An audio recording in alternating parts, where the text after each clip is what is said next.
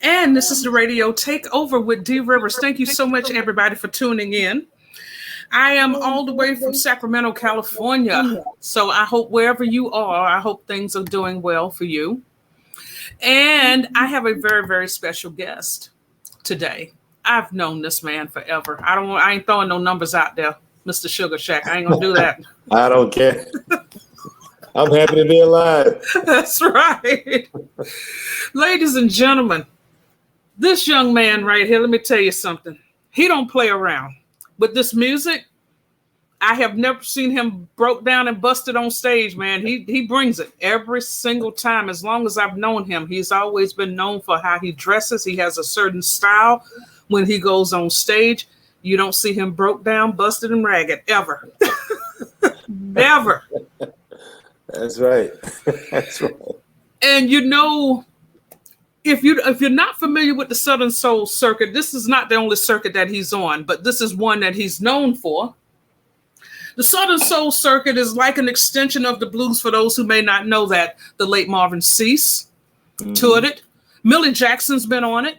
The late Roy C. I know you've done some shows with him, right? And also the late Denise LaSalle. And there's several other people that is just escaping my mind right now, but there's a lot of them. And that circuit is solid. That's a solid circuit. I know when I was in back east, every time I would go to a show, it would be packed. Yeah. It'd be packed, and the performers and the musicians, they didn't mess around. They'd be dressed to the nines. And they give a show. They put on a good show. Ain't no, my toe hurt. I can't sing. They bandage that bad boy, but keep it rolling. That's right. That's right. No doubt about it. So without further ado, audience, and thank you everybody who is here, the United States, thank you for tuning in. We are also live in China, Italy, Spain, and England. So thank you. Yes, thank you so much for tuning in. This is Nelson Curry. Now, he's also known as the Sugaa Shack Man. Yeah.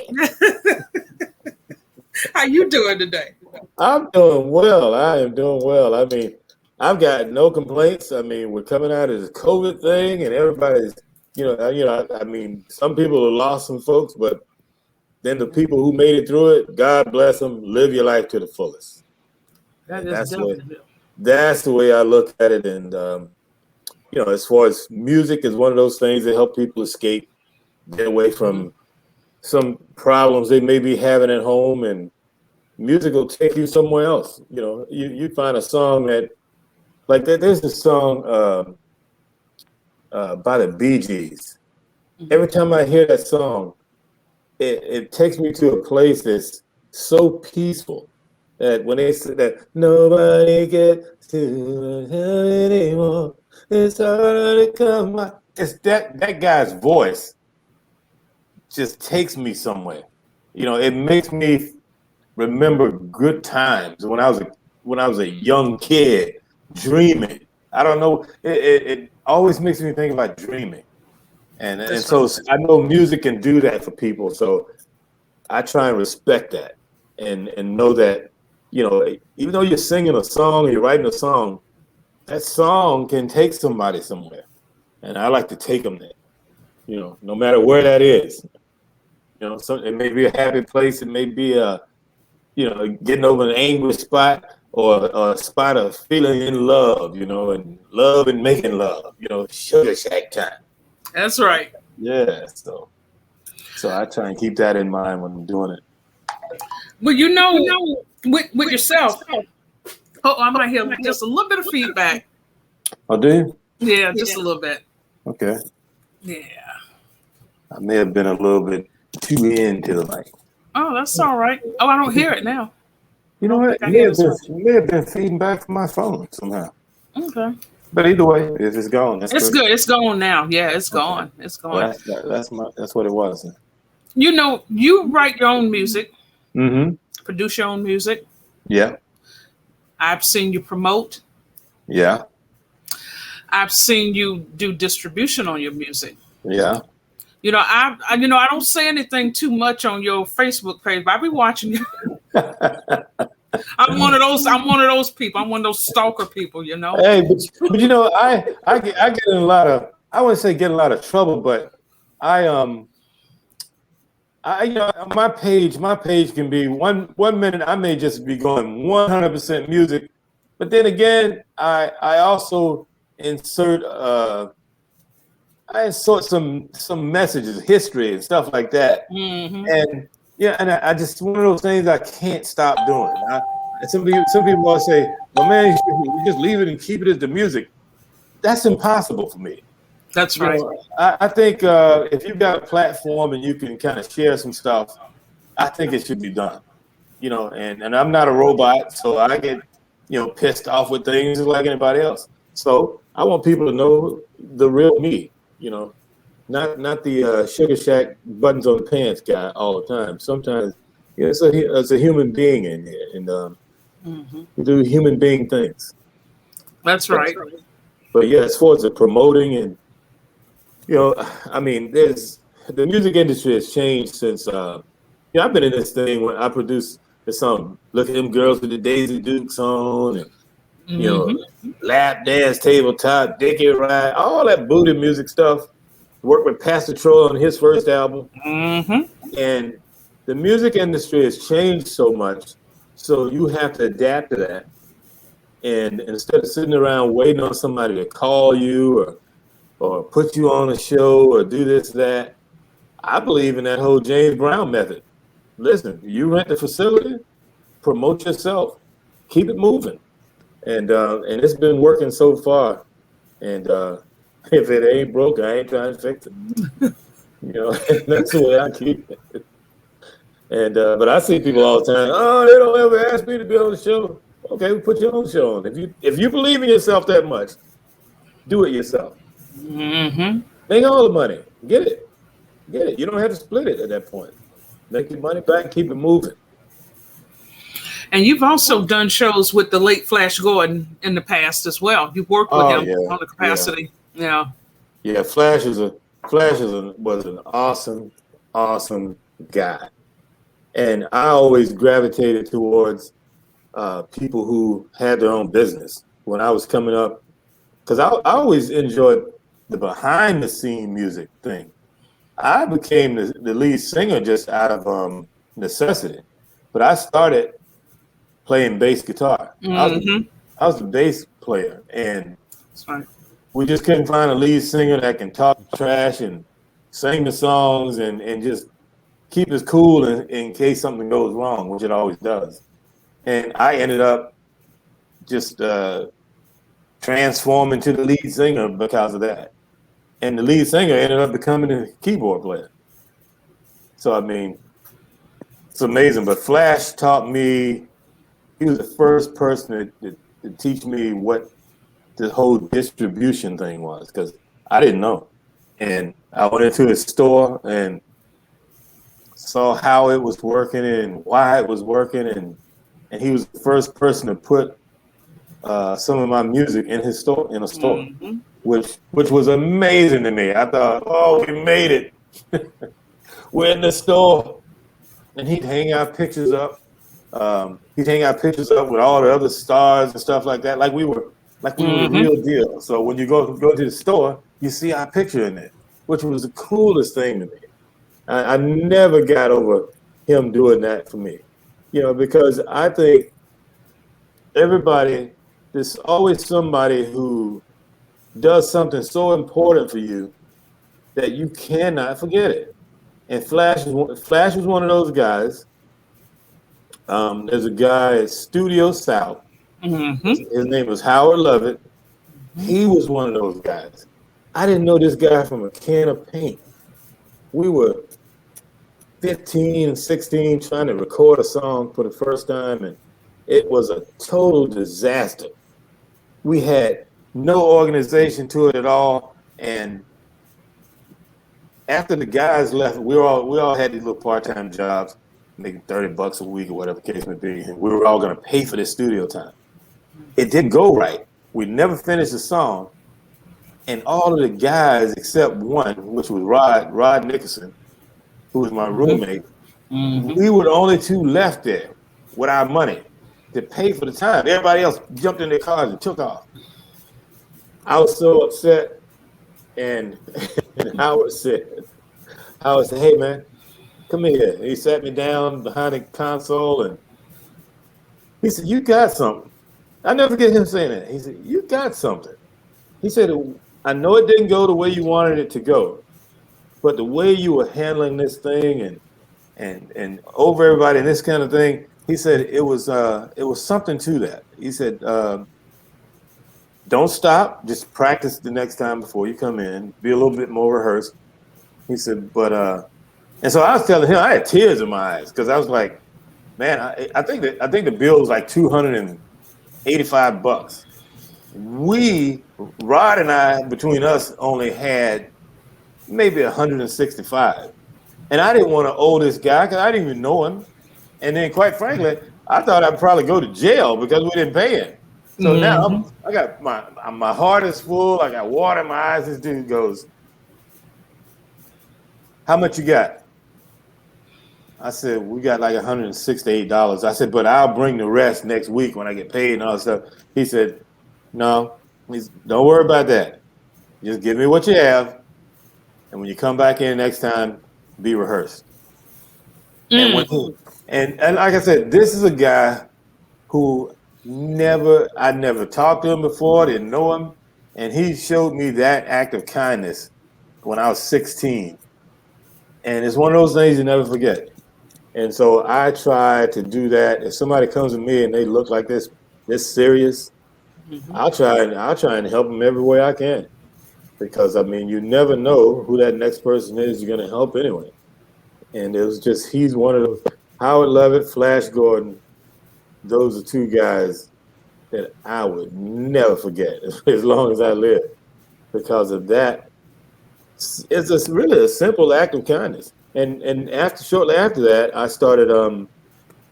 Howard invited me to do voiceover work because he asked me, "Hey, have you ever done any voiceover work?" I'm like, I didn't even know what he was talking about. So that's when he started calling me in and doing the Wife Saver commercials. We were doing Rosen Murphy's tax, and I was doing all kinds of voiceover work for him, and that gave me a means of income. Just coming in one day, talking about this, it was fantastic. And that, just from knowing him and doing that led me to Bruce Stevens, because I was the first black air personality at WBBQ and Y105, and most people don't know that. No. Yeah, Bruce saw me at the recording studio, and they were kind of on his case about not having any diversity kind of thing at the station. And he didn't want to just hire somebody because they were black. That was his thing. Like, Bruce is a cool guy. And he said, "Man, listen, you know the behind the scenes, you know how to do this, you know how to do that." He said, "Besides, you have a different sound about you. You don't just sound like a Southern guy. You got a Midwestern kind of flair thing to you." He was saying that. He said, "You just come over and give it a shot." And I was like, "Man, but I ended up going, and I thought it was pretty cool, except during that time, everything wasn't so computerized and automated. You had to change the CDs out, change this over. Then you had to stay in this room all night. And I was like 19 or 20. My brain was all over the place. Staying in that little room was not going to happen. And all I had to do that night, all you do is Y105 plays the hits, weather, blah, blah, blah, blah, blah, And I felt like that dude that they found on the side of the street when when you're listening to the best of oldies. I felt like that guy. Every time I see that guy in the commercial, I think about working at Y105. When you're listening to the best of oldies. I said, "Bruce, I can't do it." I said, "I can do it, but I just can't stand it here. I just can't stay in here right now." And so but most people have no clue. Minnesota fans have asked me, "Hey, man, how'd you get over there, man? How you do that?" Hey, I know how to talk. I know how to enunciate when it's time to enunciate. Because my mother used to My mother's whole thing is, even though we're Southern from the South, everything, but if you said something goofy or crazy in the house, man, your mouth would be met with the back of her hand, like, "Bow, do not say that." I'm like, "You're saying that? What are you hitting me for?" She's like, "You're gonna have to live in this world with all kind of people, and you can't talk like that." Yeah, but if it weren't for my mother hitting me in my mouth, I probably would have never had that job at BBQ.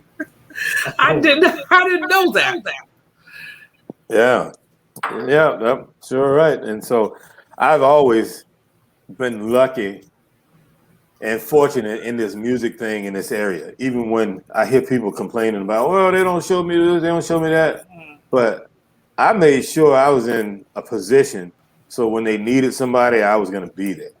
And then sometimes that translated into helping me get records played when nobody else could get them played. But I also didn't take them some crap in there and think, hey, look, you just played my record. No, it has to be arranged right. It has to be recorded properly. It has to be EQ'd. It has to be mastered. You have to have all your codes and everything.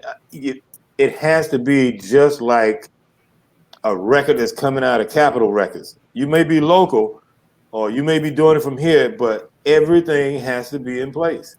And my goal was to find out, what is this BMI thing? What is that ASCAP thing? Those questions were the first things that I wanted to figure out, before I even recorded anything. And so the first record I recorded was a record called Teach, and it was about being in school. And that record actually taught me a couple of things when we recorded it. We didn't have any money, so what I did was I had a little typewriter. For those folks who out there who don't know what typewriters are, you sit down and you click like on a keypad, and it prints up the paper. So I got a typewriter, and I typed up this little sales solicitation sheet, and it says that, "Hi, my name is Nelson Curry. I'm a musician songwriter. I'm in the process. I'm in high school or junior high, whatever I was in, but I'm in the process of recording a single, and I lack funding. However, if you participate and pay for your product in advance, I will personally deliver your record to you once it has been recorded." And I took that paper door to door in the neighborhood, and I solicited people to buy a record for $3 before I even recorded. And that's how I came up with the money to record my first record. Because it's like, okay, there's always a way to get around stuff. I mean, there's always.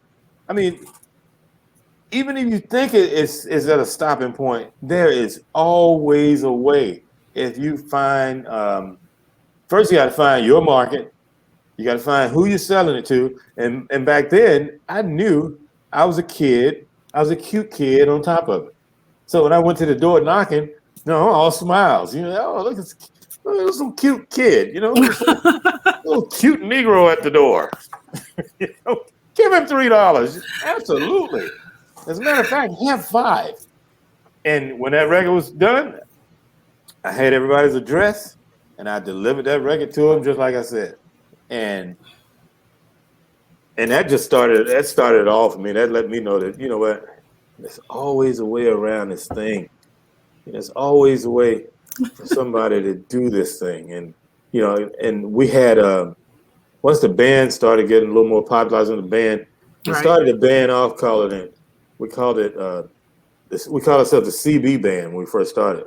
Oh, goodness. Yeah. Our drummer's dad used to manage us. And he'd take us around. Here we were at 14. We're going into these clubs called Simone's Place, these grown-up spots. And we only had 5 songs we knew how to play. And we play them all night. And they're like, oh, these guys, they're so cute. Look at them.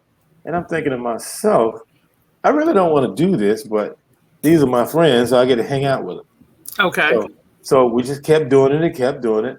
And I'm listening to you. You know what? I am looking at my roster. Mm-hmm. And for some reason, it's got me on something else. It's got me on another show date for that's scheduled for someone else. So I want you to keep talking because I'm doing my magic here on the other side. Okay. So you keep talking, and I'm just going to continue. I'm listening, but I'm going to make some changes. So go for it. No problem. But yeah, once we started going with the whole CB thing, and the only reason we called ourselves the CB band, we were wearing cowboy hats, and we were at this place in Sally, South Carolina, and some man said, "Hey, what's the name of y'all's band?" And we had no answer, except that night there was a cool breeze going through that night, and one of the guys said, "Oh, we're the Cool Breeze Band." I said, "Cool Breeze," and now we're stuck with this Cool Breeze thing. And we took a break, and I said, "Man, what in the world did you say Cool Breeze Band for?" He said, "I can't think of nothing else. I can't think of nothing else." So I said, "Well, you know what? Well, we're wearing cowboy hats." So we just call ourselves the CB Band. It could be Cool Breeze or Cowboys. So Cowboys, CB, Cool Breeze. That transition went from that to phase 2. Yeah, in high school. And it went from phase 2 to Black Star. Okay. And Black Star actually was a cartoon. But I'm like, okay, well, Black Star, we're black. We're trying to be stars. Yeah, Black Star. So we went to that. And then we went from that because I thought it sounded too corny. To we started calling ourselves The Class because we were still in school, and I made up this logo that looked like a K, but it was actually a desk, like a school desk. That's right. And it looked like a K, and we were just really called The Class because we liked the time. Mm-hmm. And then people started saying The Class Band, and that's how it became The Class Band. And so we ran that thing for years, and we never were thinking we didn't even do it to just for making it. We just did it because we practiced every day, and we probably had 2 or 3 shows a year. But we just practiced. We was renting a rehearsal hall. But if anybody ever asked us to play, and it was another band on that show, it was our job to beat the stew out of them. That was it. Our whole objective had nothing to do with money, anything. Like we had Sequence 8, we had a Tony Howard, the Sellers Band, Funny Bone Express. Oh gosh. All these older bands in town, Soul Dimension, all of that stuff. We knew them, and we knew they were better musicians than us. But they didn't have that whole flair thing down. Right. So man, we show up at their shows dressed like we were gonna perform. Because we wore that crazy stuff all the time. It wasn't even a costume. It was just it's just what we wore. We'd have these beads on, suspenders, all kinds of, it was crazy. But we found our home in that whole Minneapolis sound for a long time, and we had a guy playing keyboards for us. He was from Minneapolis. His best friend was in the Jesse Johnson Review. Okay. He had another friend that played with the time, and so whenever those guys came to town or close to town, there'd be a message on my answer machine that they've left us tickets somewhere at the front, at the gate, and we'd go to town and hang out with them, and they knew we kept that whole. They come to Augusta and come to our rehearsal hall, and we'd stay in there, and we would jam to 5 o'clock in the morning. Oh my goodness! But they knew we wouldn't tell anybody, so we never told anybody that they were here doing it or anything. But as soon as they got to town, hey man, where y'all at? We down in the hotel. Hey, let's jam, and we straight to the rehearsal hall. And they would always leave Jesse Johnson because they said he'd hog all the parts. They did not want to invite Jesse Johnson at all. No, man, don't invite Jesse. He's just gonna hog everything. He's gonna hog the parts. I'm like, oh man. But it was man. Oh goodness. Those some good days. You know what? I am so glad that you are a professional. Because while you were talking, I was listening to you, and I'm working my magic back here with this production stuff. Somehow the show's links got crossed. So it's still live and we're still going on, but I'm just having to make some changes while we're talking. So, we're friends. So, just keep on talking, and I'm still working my magic. I'm listening. I've learned how to walk and chew gum at the same time. Yeah. I'm just and I get to just take it on down.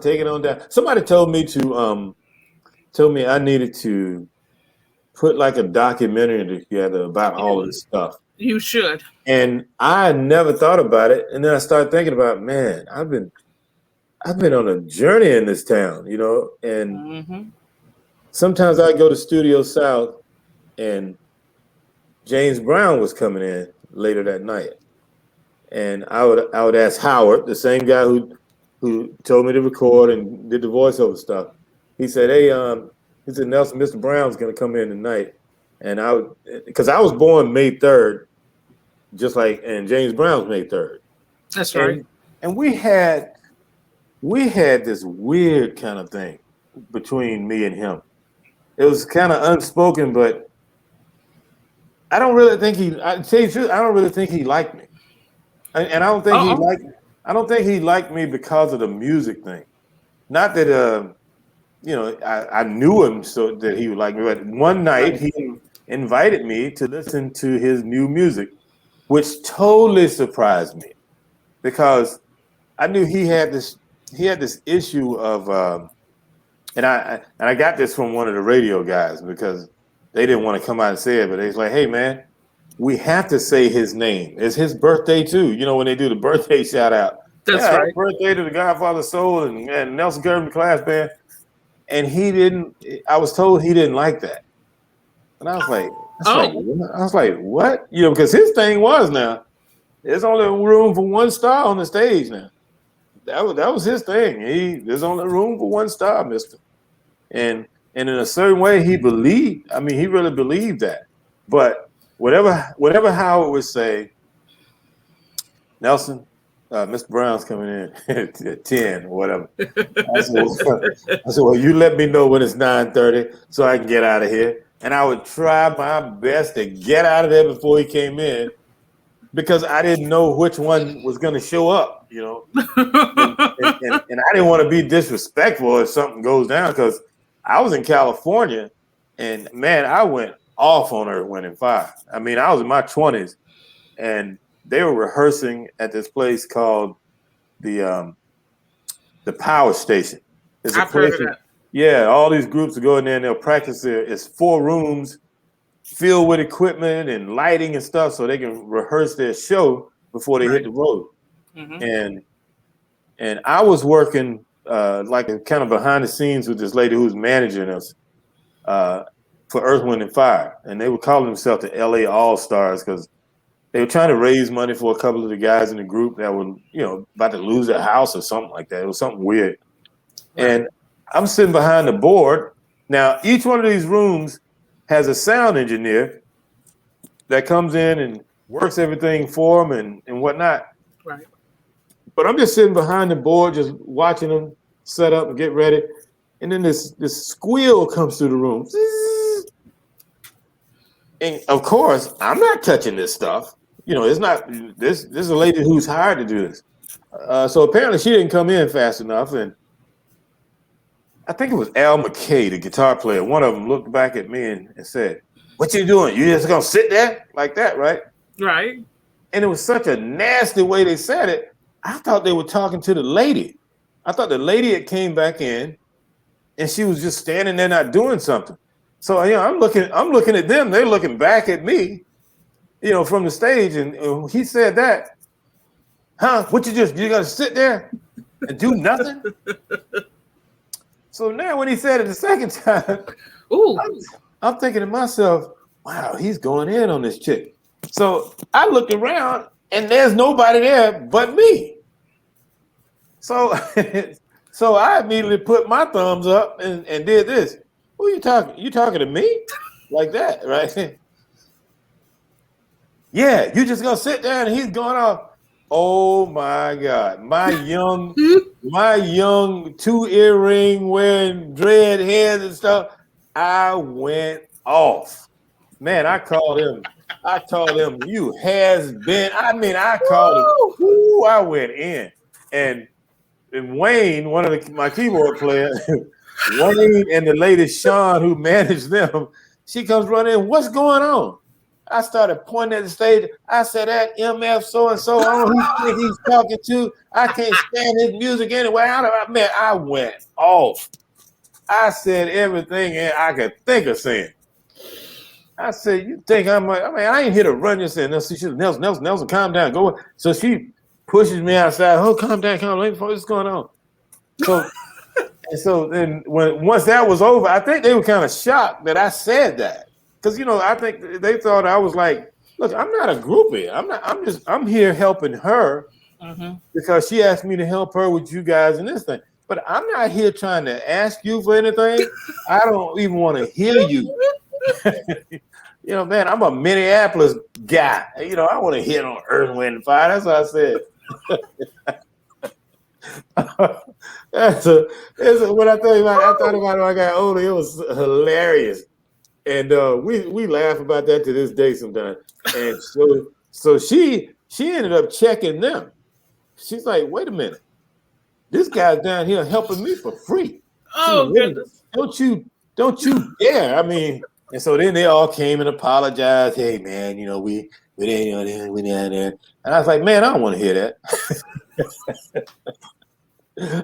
I was badass stuff. Man, I don't want to hear that. Get out my face. Earth, Wind, and Fire. Oh, gosh. And and what's crazy is, come Sugaa Shack, we open for Earth, Wind, and Fire all of a sudden, right? We did a show. We opened for them in Augusta, went to Columbia, and then we went to Daniels Island up in Charleston. And I'm sitting there with Philip Bailey sitting on my left, Verdine White on my right, and we're eating, right? I was thinking to myself, I wonder if they probably have no clue I'm the dude that cussed them out in California in 1980 something. So I said, I was talking to Verdine. I said, hey man, I said, whatever happened to that lady Sean Anderson? You remember Sean Anderson? Verdine, yeah, brother, yeah, the little white girl with the blonde hair. Yeah, whatever happened to her? I said, I don't know, man. I said, I'm asking you. I wish I could find her. I said, because I owe her a debt of gratitude because she showed me, when I went to California, she showed me so much stuff in the music industry. Right. And that's how I ended up meeting Al Bell, that ended up putting out the Daisy Dukes record with Tony Mercedes and everything. And it was it's just one of those things that when you look back, like they say, everything happens in your life for a reason. And when I started putting all the pieces together, and I started going, you know what?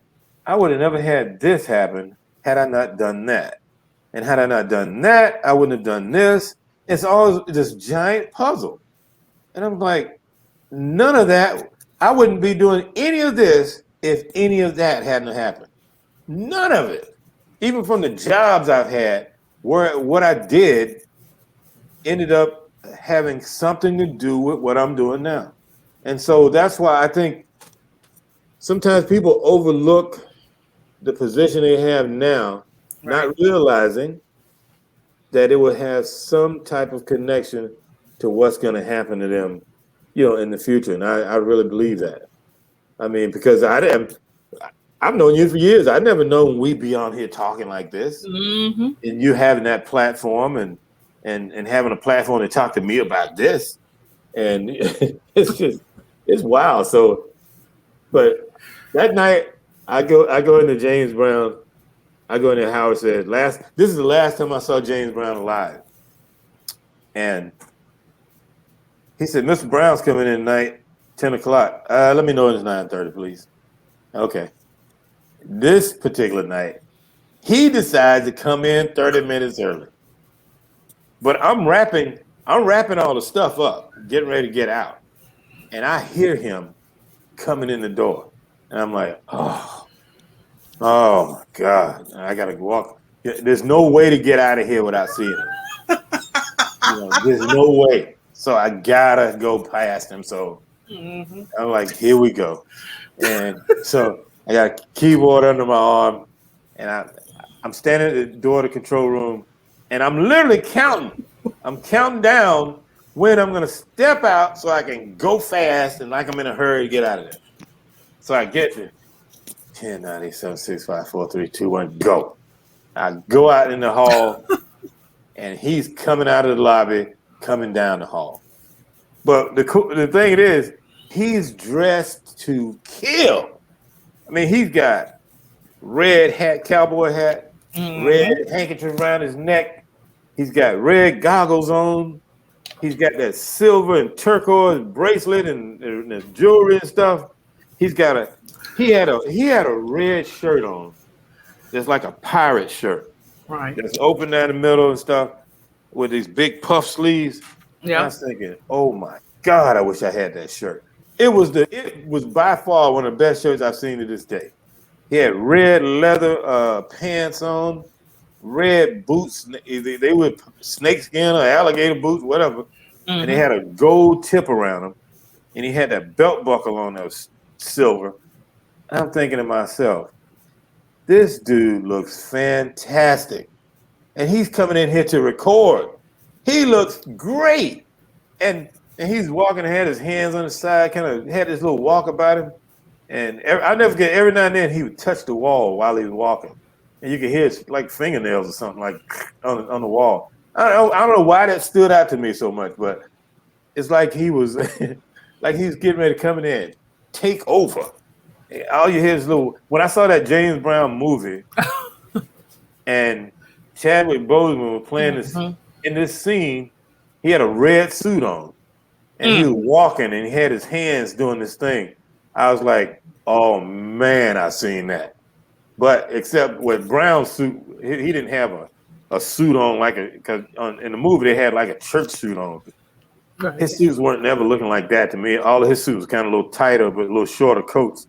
But that hand thing, I've seen that, him coming down the hall doing that. Every now and then his fingernail or something would hit the wall and you hear that. like, oh my goodness. But I'm thinking, get past him, get on out of here, man. Get in your car, go home. And I get right next to him and I said, hey, how you doing, Mr. Brown? And I'm still getting it. And he just kind of grunted like, hey, mister. I'm like, whew, I made it out. As soon as I got ready to turn the corner, he said, hey, mister, come here. I said, oh, hey, how you doing? Yeah, Mr. Brown, come here, let you hear the greatest song in the world. I was like, oh my goodness. He's going to want me to hear this song? I'm going to let you hear the greatest song in the world. I said, okay, well, let me put my keyboard in the car. I went and put the keyboard in the car, and he played some of his new music. He wanted me to hear the greatest song in the world. Now, I don't know if it's the greatest song in the world, but I had to listen to it. And I was thinking, what is going on with this man? I can't even believe he's even asking me to do this. And not too long after that, they're saying he was getting sick and everything, and I didn't see him again after that. But that particular night, I got to hear two of Mr. Brown's brand new records. Mr. Monk, go ahead, because he had Derek Monk doing his tracks. Mr. Monk, go on number 2. You haven't been showing that. And I kept, I was just doing this, listening. Yeah, oh, okay. Oh, yeah, that's hot right there, Mr. Brown. That's hot. Yeah, that's hot right there. Like, let me get out of here because I'm tired of smiling. I said, let me get out of here. I'm tired of smiling. But he taught me that night that I was like, man, this dude he ain't playing around. He's for real about this thing. I mean, he came in his studio handling business. I mean, Mm-hmm. He had the shades. I mean, he was just like he was getting ready to go on stage, and it was incredible to see that, and to see how he had the discipline of that band that he had, and everybody was around him. I mean, some of it was look like fear, but a lot of it was just they knew, hey, we're following a guy that's a genius, and he knows his thing, and Mm-hmm. that's one of the reasons why I got with a friend of mine, and we raised the money to build that statue up off the ground, Mm. because and a Oh, lot of people don't know that. Yeah, that Augusta did not do that. Augusta had him on the ground, and I was downtown. I don't know, you know Sharon Jones and the Dap Kings, right? oh yeah. Sharon's every time Sharon come to town, she called me because Sharon's sister is married to my cousin, and so every time Sharon come to town, she called, "Hey, what are you doing, man?" All right. And I said, "Man, I'm downtown." She said, "You seen this? You seen the James Brown statue yet?" I was like, "No." I said, "What statue?" I said, "I didn't know he had a statue." She said, "Yeah." She said, "It's down there somewhere." You know, they had all the azalea bushes and stuff like that down there then. All I said, right. "Well," I drove up and down the street. I said, "Sharon, are you sure it's on Broad Street or is it on 9th Street?" She said, "No, man." She said, "It's supposed to be down there in the middle of Broad Street somewhere." I said, "Well, I drove Broad Street 2 or 3 times. I haven't seen it." So I Right. parked the car, and I just started walking up the middle. And right where the statue is now, there was, like I said, there was a bunch of trees and azaleas and stuff there. And I came through one of the trees, and I'm like, "Oh," I said, "Oh my goodness, that is a statue in here." And it looked like a little kid, a little bronze kid in the middle of the trees. But the thing that I noticed first was how short the statue was. I know he was really tall, but Right.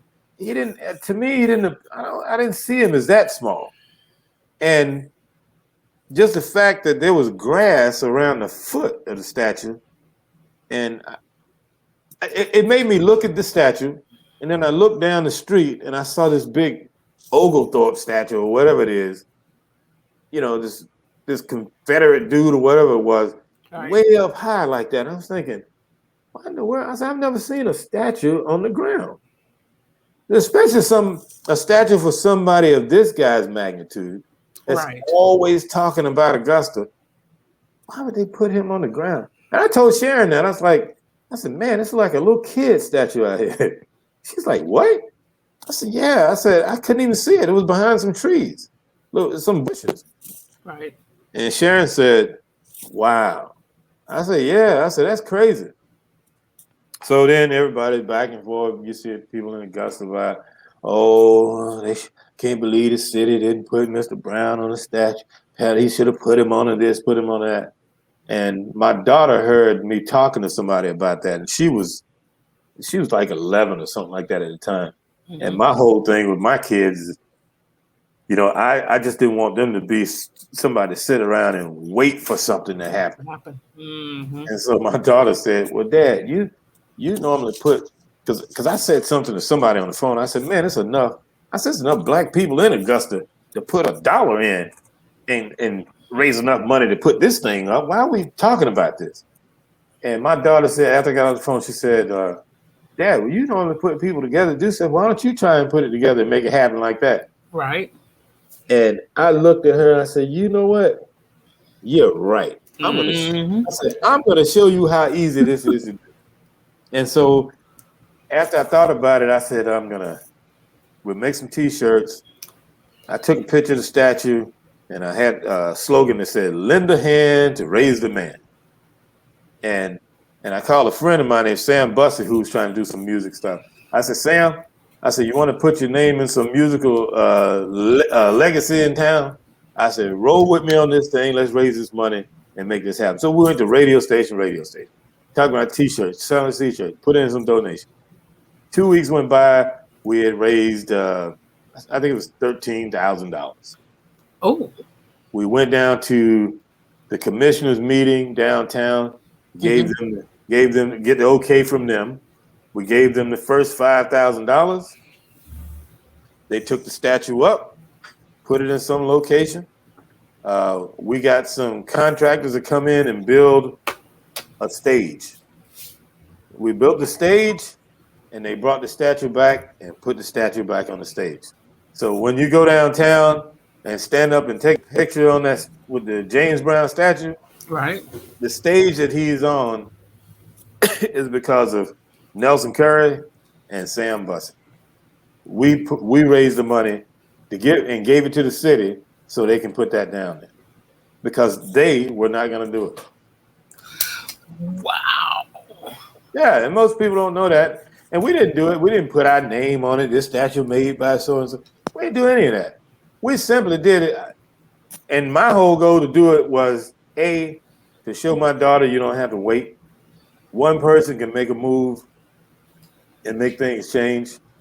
And don't sit around here begging and waiting on the government to give you everything. Do it.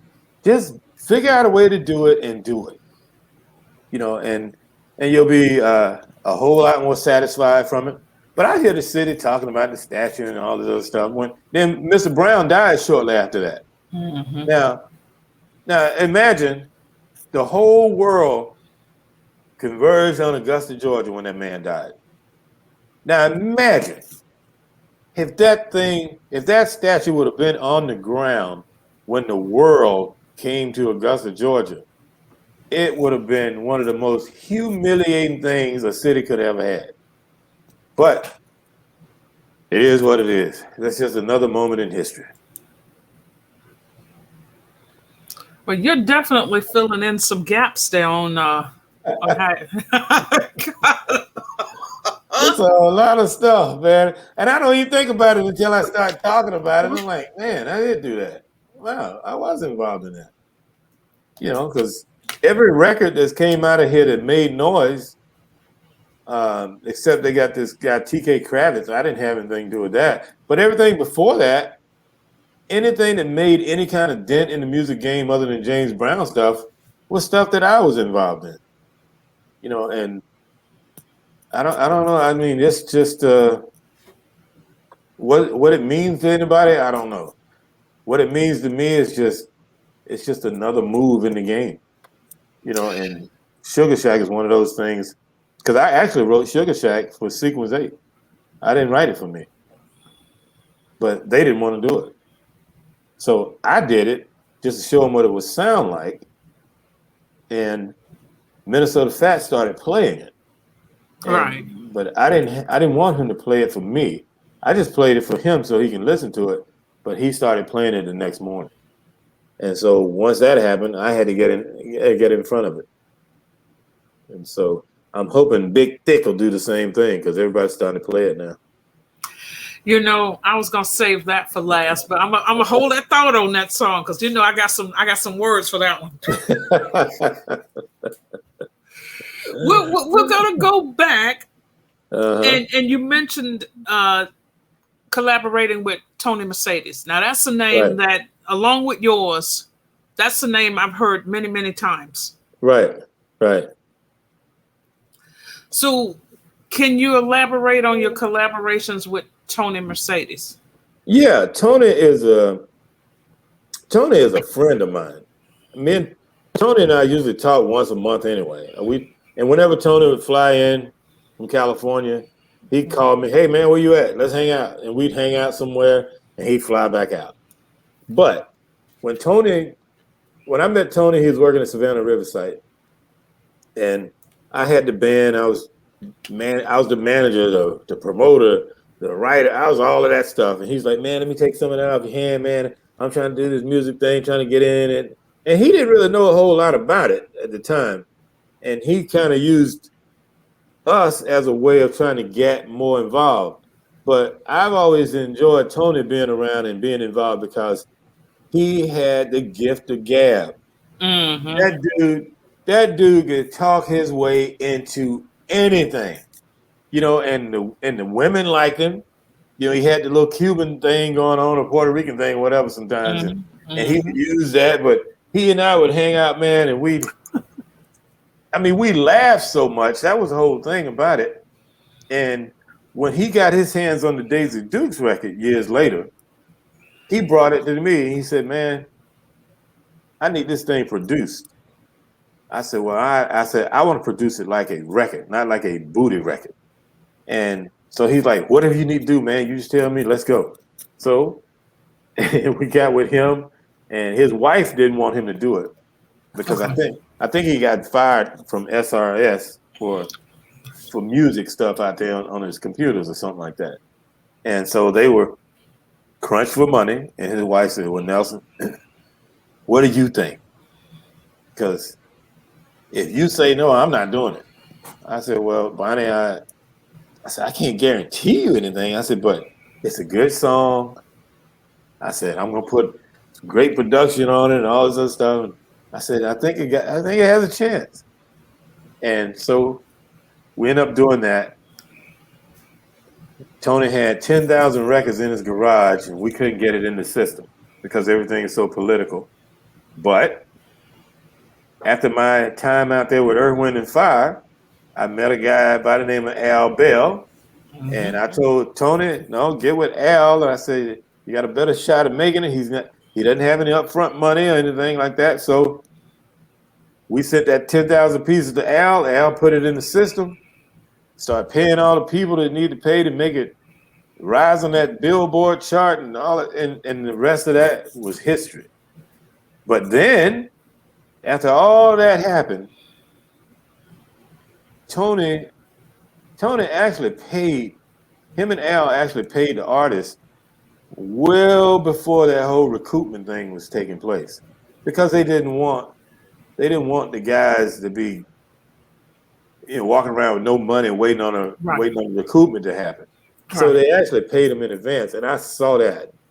But what the story turned into was Tony robbed them dudes, and that's absolutely not the way that happened. But the problem was, I think Al's label had a cross recoupment deal going on with Capitol Records or something like that, which meant any record he put out before Daisy Dukes that didn't make money, the label was able to collect the money from the records that he had hits with. So Al had Daisy Dukes, he had Whoop, There It Is, and I mean his label was rolling. And Tony at that time was going through some personal stuff, and he ended up moving to Atlanta and started working with LaFace. Found that record for TLC, No Scrubs, and I mean, like I said, that dude was just one of them guys. You leave a little crack in the door, he's going in there, and he's always been that dude. So he's making movies now, and I think his daughter has a record out, and she's starting to climb the charts. So he's getting behind his daughter now, but he's still doing it. I mean, he's still doing it. He ain't stopped. Sometimes he understands the whole, you got to reinvent yourself sometimes. Keep it moving. But yeah, that guy got a bad rep. He got a bad rep for a whole lot of stuff that was actually not true. And I told him when he moved, I said, "Dang, dude." I said, every market has a guy that's got to be the bad guy.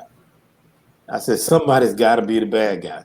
I said, now when you leave, that's gonna make me the bad guy. He's like, "Man," I said, "I promise you." I said, "It's just, if I leave, there's a bad guy that's got to be here somewhere." Every market has to have a bad guy. I don't think, you can probably check that everywhere you go. If you interview somebody in Atlanta, there'll be a bad guy in there. Who's a bad guy? And the bad guy is usually the guy who's making all the moves, because the moves are never popular. It's just like in management. Management makes a decision. A lot of those decisions are not going to be popular. No, they won't. And so the manager's going to be hated. And it's just part of the game. And so when I see people come up now and like, "Well, they're not doing this, they're not doing that." No, it's not what they're not doing. It's what are you doing? If that's not working, go around it. Do another thing. Why are you asking for stuff all the time?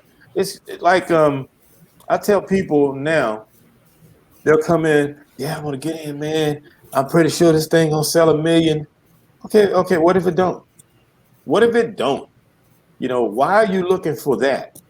I say, here's what you, as an independent artist with all of the internet stuff that's going on and streaming, you got TuneCore, CD Baby and all this stuff. I say, here's what you should be looking at. If you want to truly be an independent artist, I asked the kid, I said, how many Facebook friends do you have? I don't feel. I got about 5,000. Oh, okay. Instagram, what are you doing? Snapchat, what are you doing?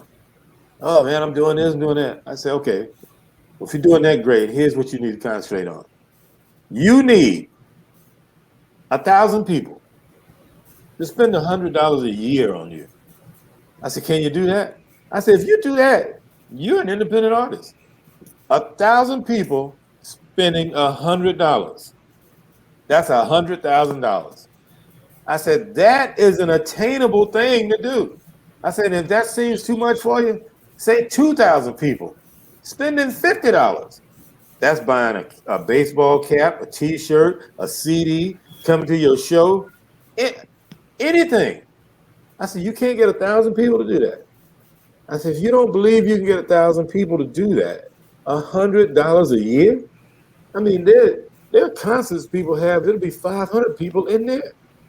You get 500 people at one of your shows, sell them a package that's got everything in it. You may get them to buy it. You online, get them to buy something.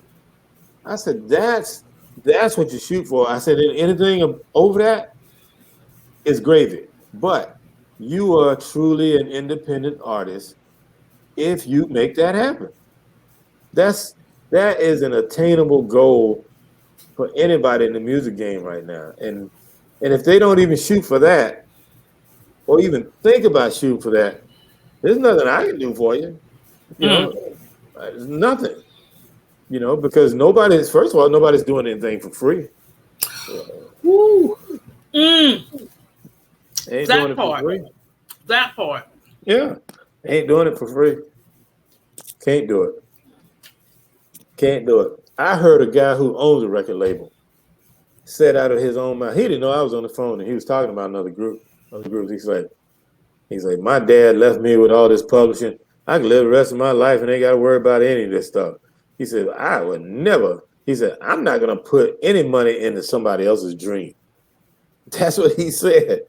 I was like, ooh. It's like, that's pretty serious coming from a record company. He said, I'm not putting money into anybody's dreams. He said, if I can't get some of the live performance money, some of the publishing, some of this, some of that, he said, what use? Nobody's buying records like that. I was like, ooh. I said, oh boy. So that's the way I look at it. And that's the way I've looked at it for years since I started doing this whole Southern Soul thing. Because it's a market that will allow somebody older to get in. And all you have to do is give them something that's different than somebody else, but still maintain that integrity of the market you're in, because you got to know who you're targeting. I mean, I'm not, because I did a Facebook ad, and so I can see the analytics on who is clicking on this ad. And I saw from 18 to 30, nobody's clicking. Everybody's clicking from 30 to 75. So why on earth would I send this ad to somebody who's 18 to 30? Target your ad to this group. This is my demographic, and this is what I'm sticking with. Now, anybody younger that come along, that's just icing on the cake. But these are the people I'm trying to get. And it's a whole lot more beneficial when you know who you're going after. and that's why I did Big Thick. Here we go. All right, before you even let's stop right there. Let me tell y'all something, audience.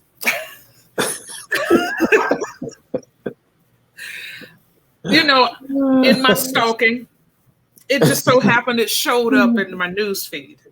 And I saw this woman I think she might have had her hands on the hip or hands that I can't remember which. All I saw were them thighs. That's all I saw. I saw those thighs. So I said, well, would you look at this here? Had a split in a dress. Yeah, she was doing. She was. Right. Okay, wait a minute. That looked like somebody I know right quick now. I'm like looking down at my thigh. I said, oh, look at her writing a song. Writing a song about me. That's right. Yeah, D.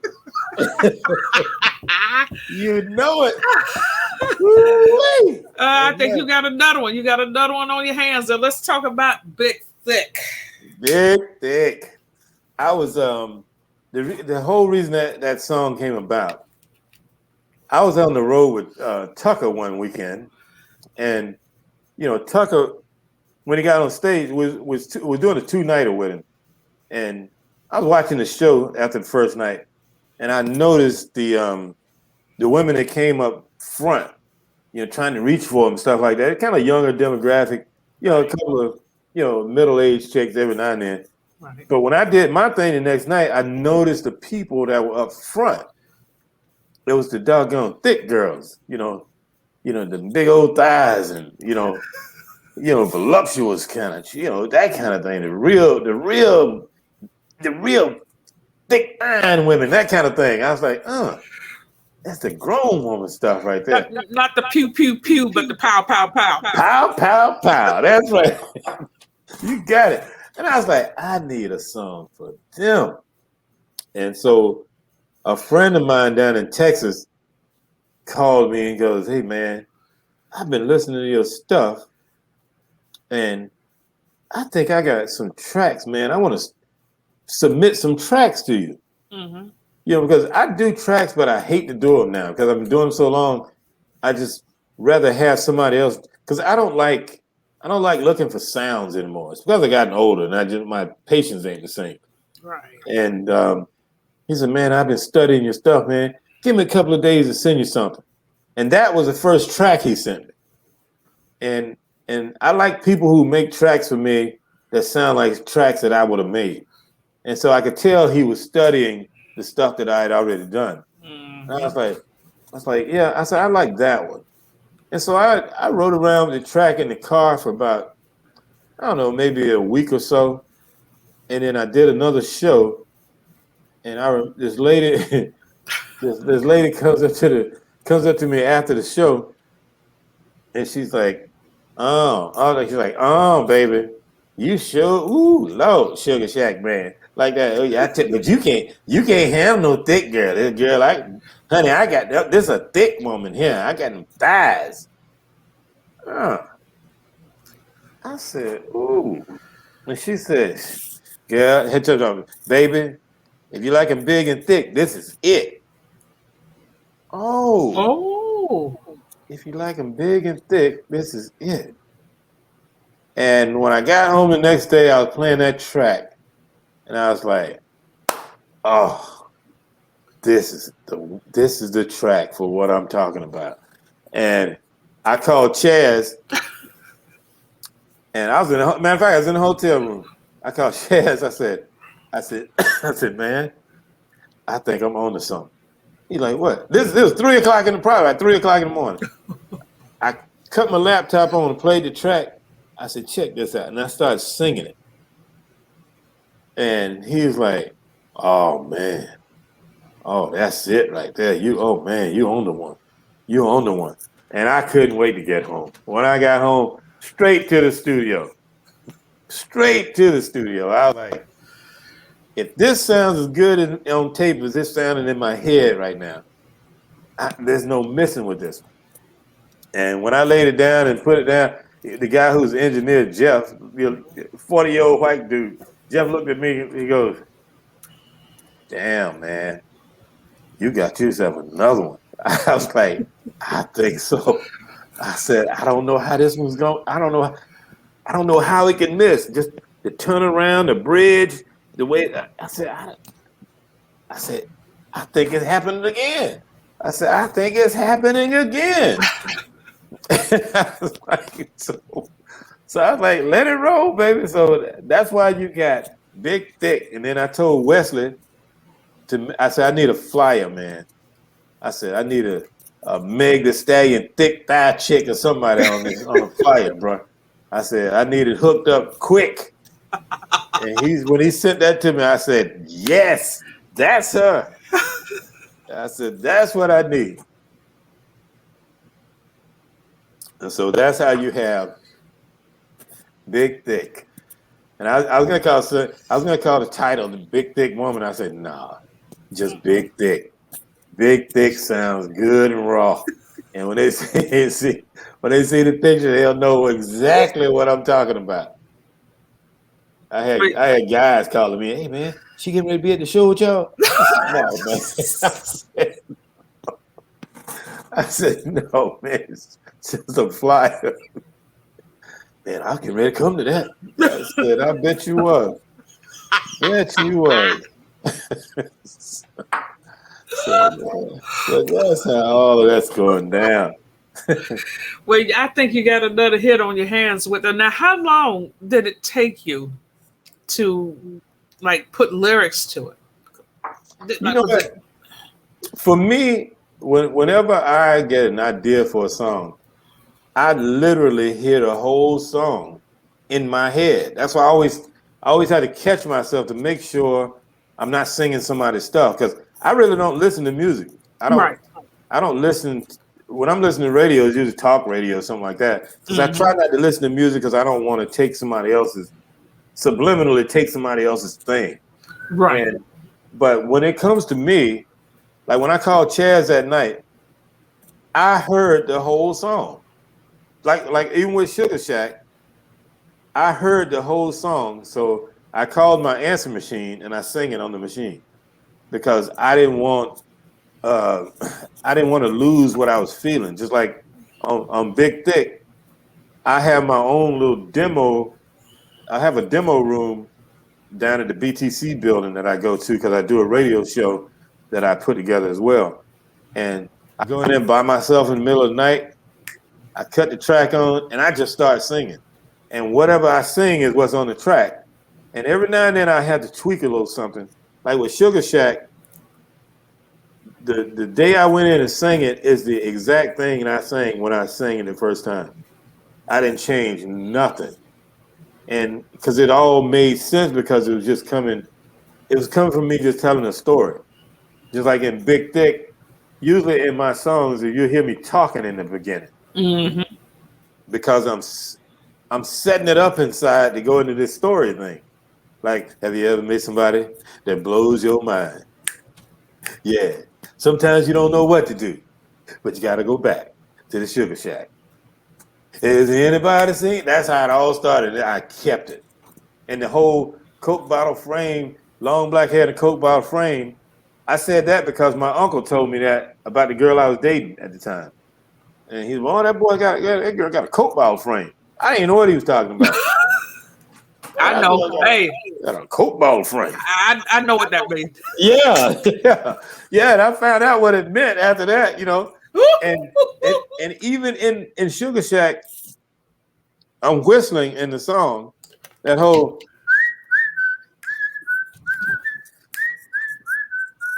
only reason I'm whistling right there is because that's where I was thinking of putting the guitar solo. Yeah, and I was whistling what I thought the guitar solo was supposed to do. And then I kept it because I was like, you know, ain't nobody whistled in a song since Otis Redding. Just leave it in there. And I never put a guitar solo in there. Wow. That's the reason the whistle is in there.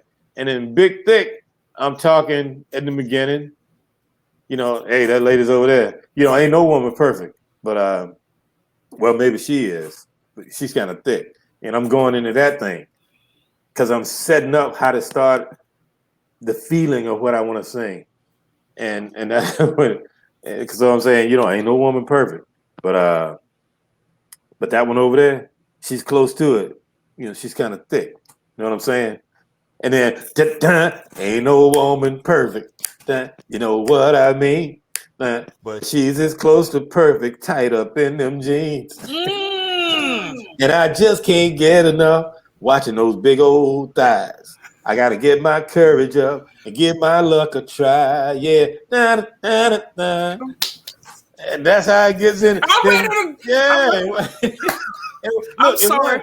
But you know, and once it starts going, the words just, I mean, they just come. It's like, just tell your story, man. Just tell your story and let it roll. And I do all of them like that. And when it feels good, it is good. And just don't fight it. Just let it happen. Gotta get my courage up, get my luck a try. I need a woman to hold me tight, but thick enough to keep me warm at night. Oh! And all of that came from that lady talking to me. She said, girl, come out. Boy, when you get a woman like this now, this ain't like them little skinny women. There ain't no meat on them bones. This thing here keep you warm at night. And that's the lyric I used in that song. From that lady saying that to me after I got off that stage. Had she never said that to me, I would have never thought of that song. Ever. I don't even know her name. I don't know. I might not even ever see her again. Wow. Well, I think you got a hit on your hand. You're gonna have to. Yeah, where can you find your song "Big Thick"? It's on Spotify and all that good stuff. Yeah, it should be up on all the digital platforms. If it's not up today, it should be up by Monday. Okay. But right now, you can go to NelsonCurry.com and you can get it from my website. And okay. you get other songs from the website. Look at pictures and videos, some of the other stuff that I have, and what we have going on and things like that. So you mind if you continue to keep talking to me here? Because I'm enjoying this. Oh, I don't mind. I mean, shoot, I just it's just one of them things, man. I get to talking about it. Sometimes I don't talk about it because I don't even know if anybody want to hear it, because it's just one of them things that you do. And it's one of those things that you just have going on and you're just trying to make it work. And right. You know, I've been working with this group out of Aiken. It's a young lady by the name, she calls herself Mimi Yassel. Oh. And Mimi has some good music. Her brothers work with her.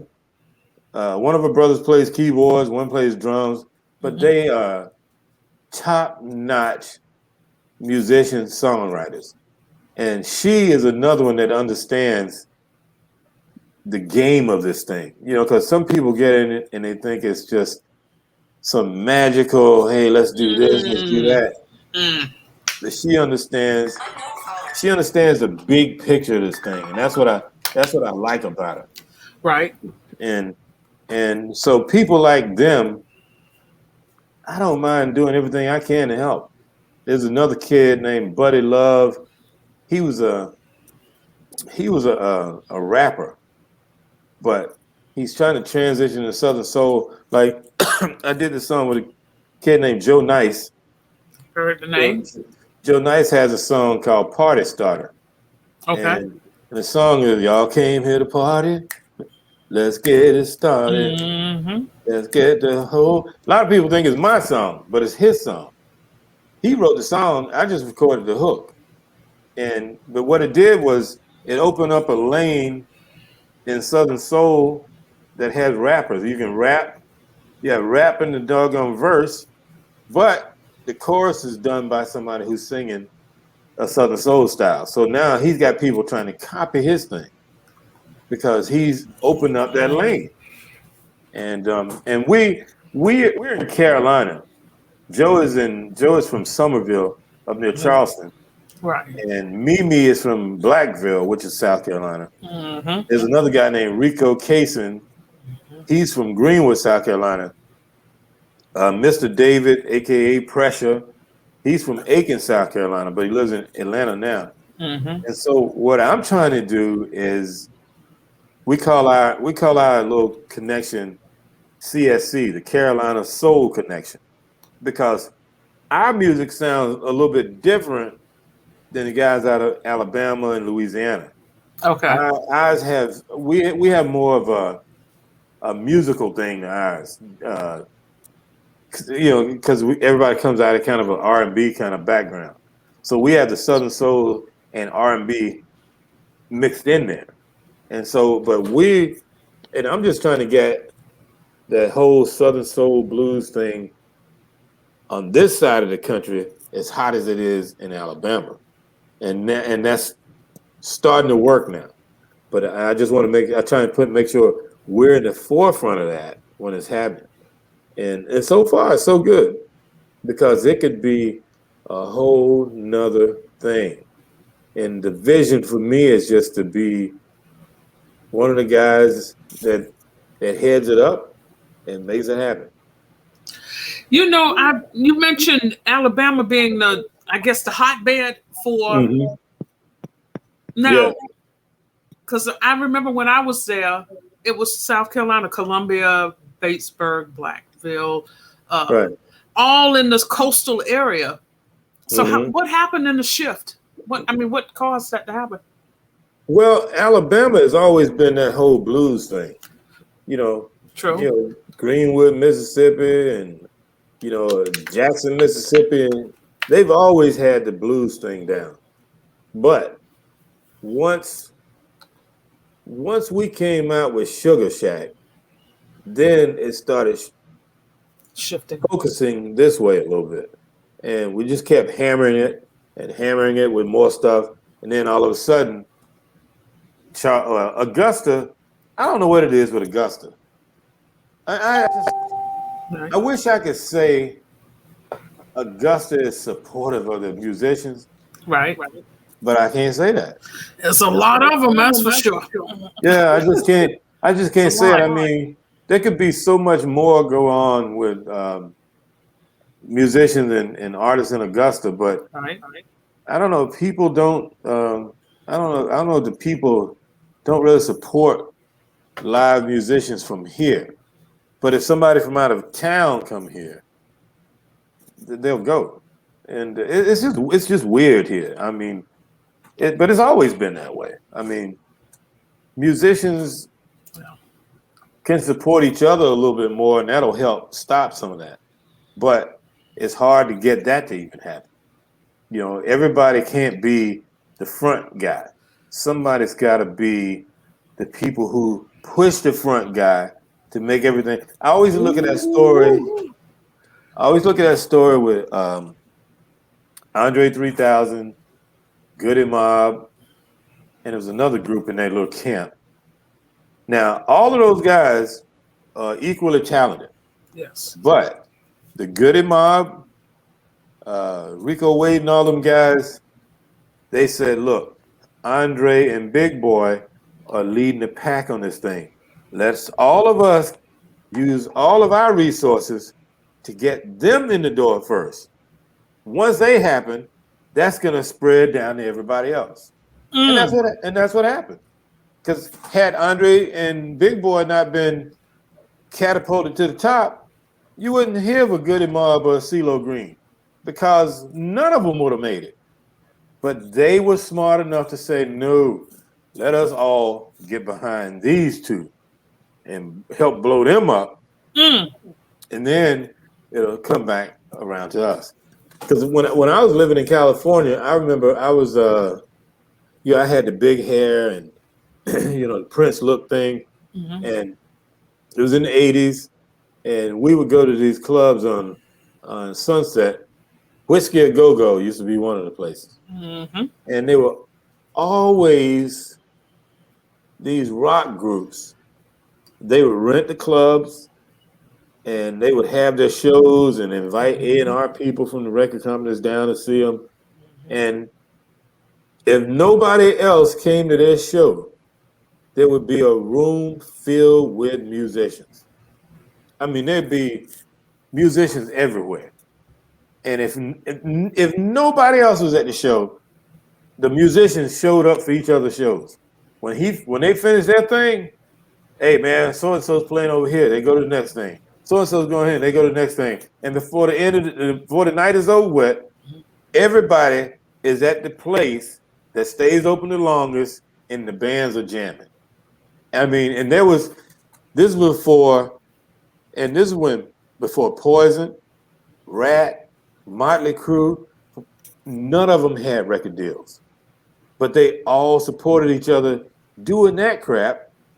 And then when one of them got signed, and all the record, as soon as they sign one group and that group happens, Right.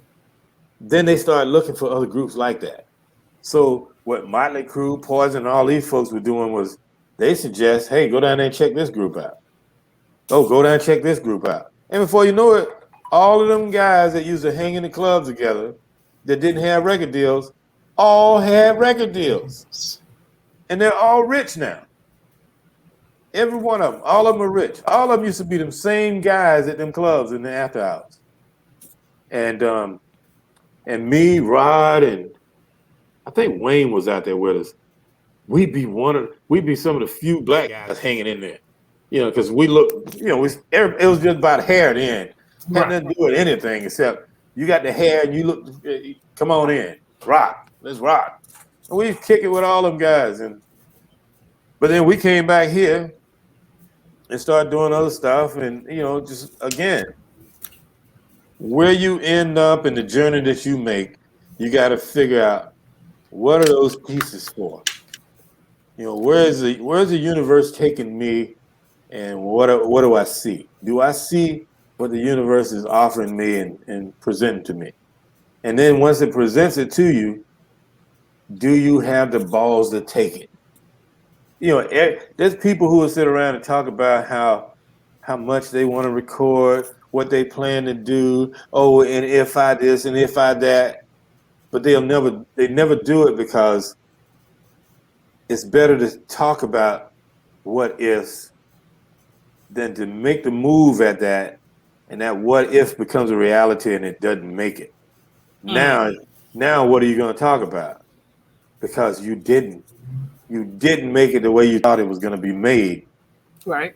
And you don't have the wherewithal to try and push through that and go, okay, well, maybe it just wasn't supposed to happen right there. Maybe it should have happened right here. And most people will stop. They just stop. And once you stop, that's it. There is no chance of that going anywhere else. I mean, I didn't do music for 15 years before this whole Sugaa Shack thing. It was something that never even crossed my mind. And Rod and I had fallen out as partners. Fallen totally out. And most of the fallout came from people hanging around. People hanging around, throwing stuff in his ear. They wouldn't come to me with it because they knew hey, get out of here. Because my thing is this: if I'm down with you, and I know you, when somebody comes to me with some off the wall thing, hey, I'm gonna come to you and hey man, look at it. This guy said this. What is this? Well, I'm gonna ask you something, but I'm not gonna make any decision of how I feel about you based on something somebody told me.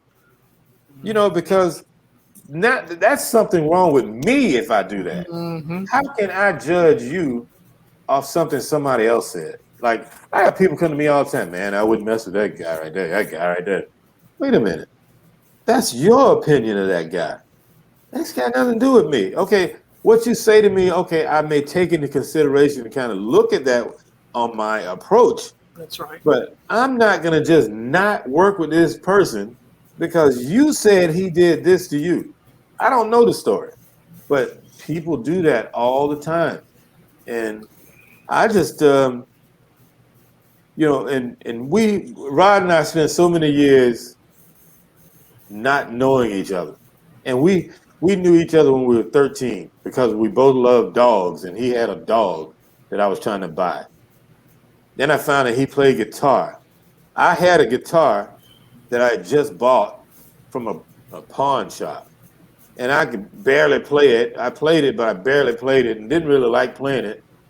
He had a guitar that was old as crap, and once we became friends, I gave him my guitar. I gave him the guitar because I was like, man, this guitar looks better in your hands, and I think it would benefit what we're trying to do more by you just having this. You just have this. And his brother played bass guitar in the high school, and his brother was like this notorious bass player, and everybody loved him. And I was like, man. And his brother had an old bass guitar with no strings, That's right. or anything on the guitar. Rod was real technical and mechanically inclined. So we took the guts out of his old guitar and put it in his brother's bass. And I said, you know what? Yeah, I'm gonna teach myself to play this. It's only got 4 strings.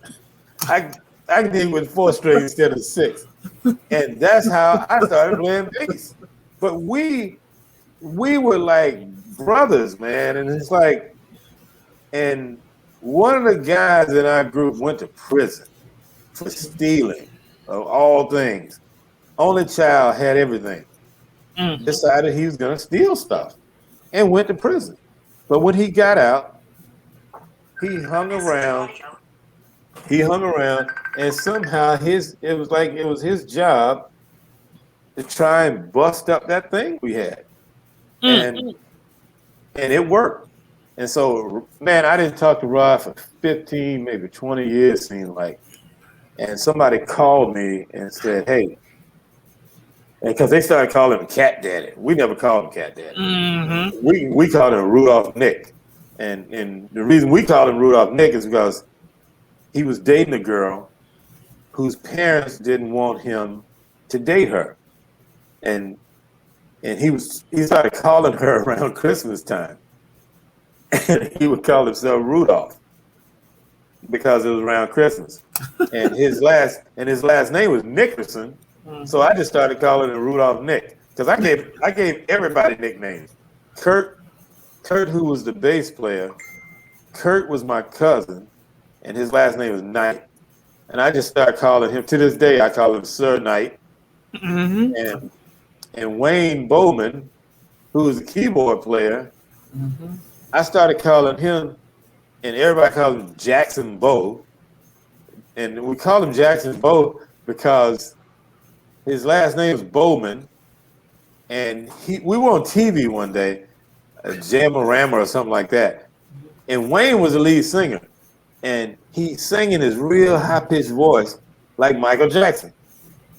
And so we started calling him Jackson Bow. And Derek started calling him Dexter D. I mean, it was just nicknames galore. Nobody had a real name. It's like nobody's got a real name. Tony Mercedes, because he drove a Mercedes. His name is Anthony Johnson. But he's always Tony Mercedes. I was like, man, nobody's got a real name. And this Sugar Shack, I think I go down in my days now. I'm the Sugar Shack Man. But when Rod, this guy called me and said, he said, man, God put this on my heart to call you. He said, I know you and Cat y'all don't really talk.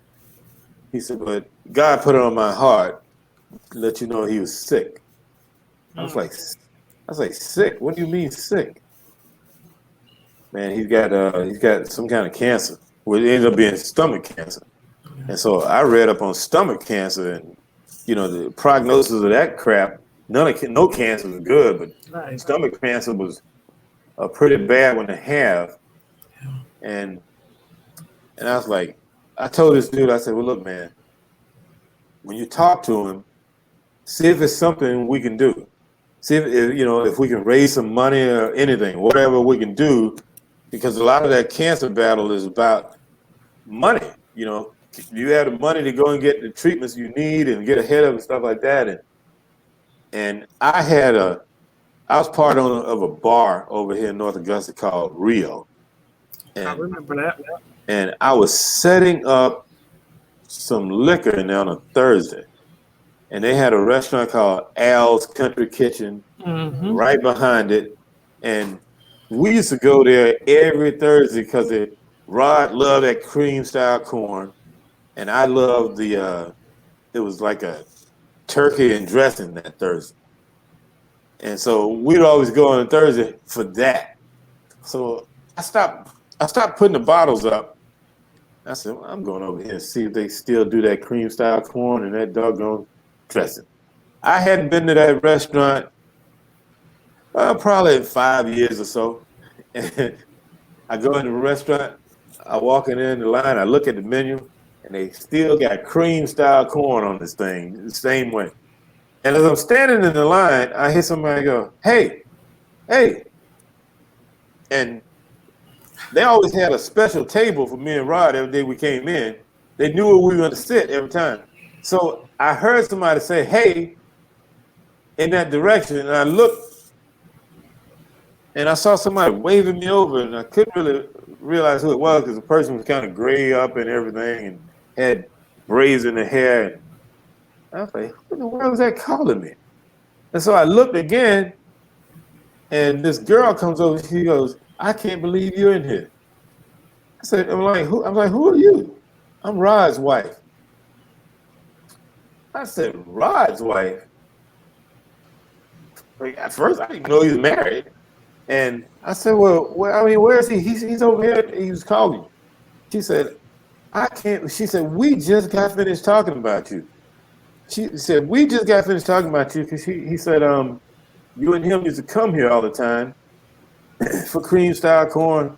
I said, that's crazy. I said, because that's the only reason I'm in here is because I wanted to see if they still had cream style corn. And I went over there and I saw him. He got up.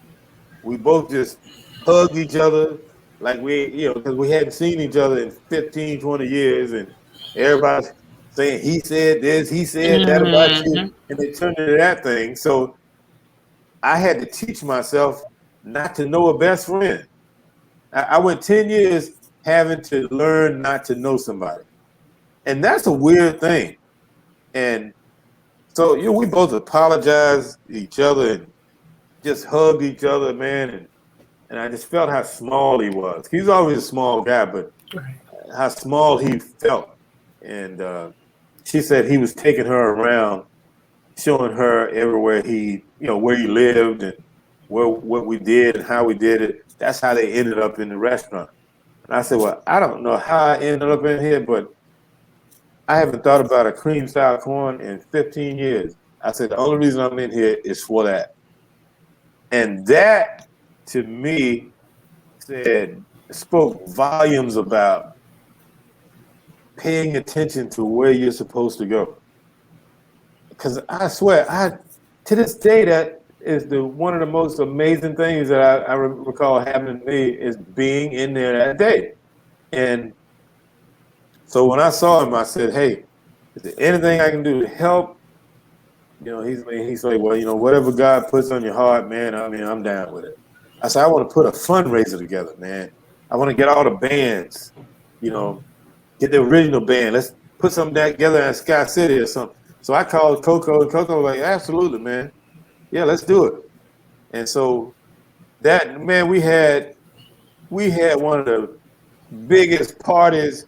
It was like a 100% celebration. I had all the old bands. I had Sequence 8. I had Tony Howard. I had all the groups in there. And the place was packed. And there was a guy who used to be in our group that, started smoking crack, and we hadn't seen him. And when I turned and looked, the security guy was trying to get somebody off the stage. And it was this guy. He had heard about the party and everything and what was happening, and he showed up. And he was on stage. I told the security, no, leave him alone. Just leave him there. I had Derek Jones playing guitar because, Rob was pretty sick at the time. And we had him sitting at the front table with his sisters and everything. And we was getting ready to play the song called My Angel. And I said, well, I don't know if he's able to come up and play, but I want to invite Rod up to play. And he's like, he got up, and when he got up to the stage, I was getting ready to turn to ask Derek Jones if he don't mind if Rod plays the guitar. When I turned around, Derek had the guitar off and was handing it to him. And we started playing these old songs we used to play, and nobody skipped a beat. There's a part where we dropped down to our knees on one of the songs. Everybody. boom, like clockwork, like we had never stopped playing. It was amazing. And that night, I had all I can call it an out of body experience. Because while we were on the stage, I remember what I saw was it's like I left my body and I looked back into the stage, and it was all of us, and we were like 15 years old, and I sang that song.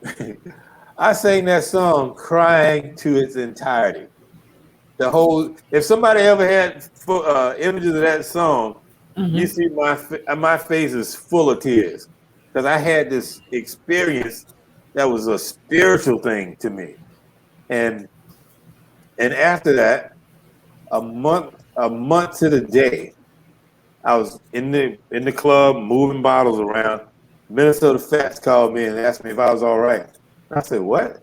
Because I heard Bob was getting better, and Fats comes and says, "Hey man, are you all right?" I said, "Yeah." I said, "I'm in here just moving some bottles." I said, "What's going on?" And he's like, "Oh, you don't know?"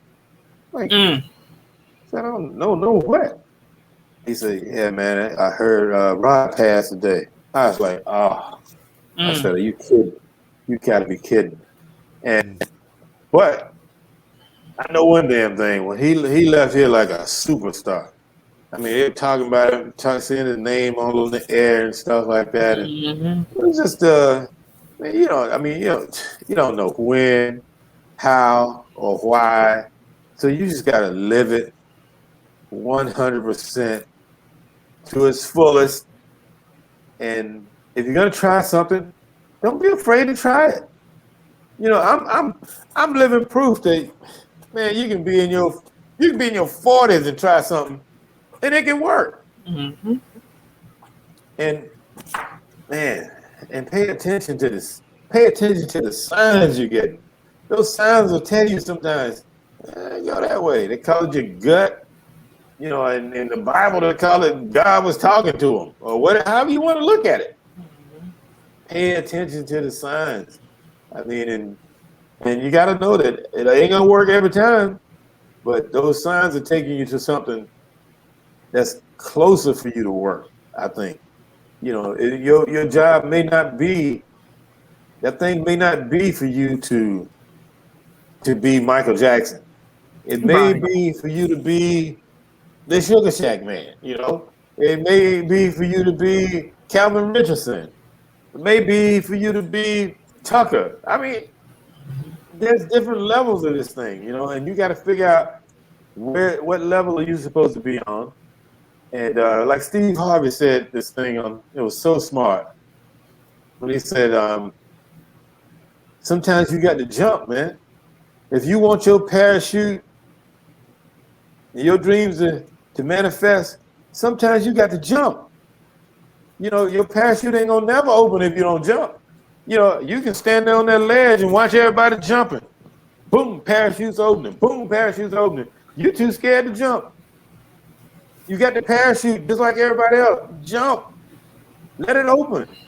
Let it open. See where you come down at. Hey, you may get hung up on the cliff for a minute.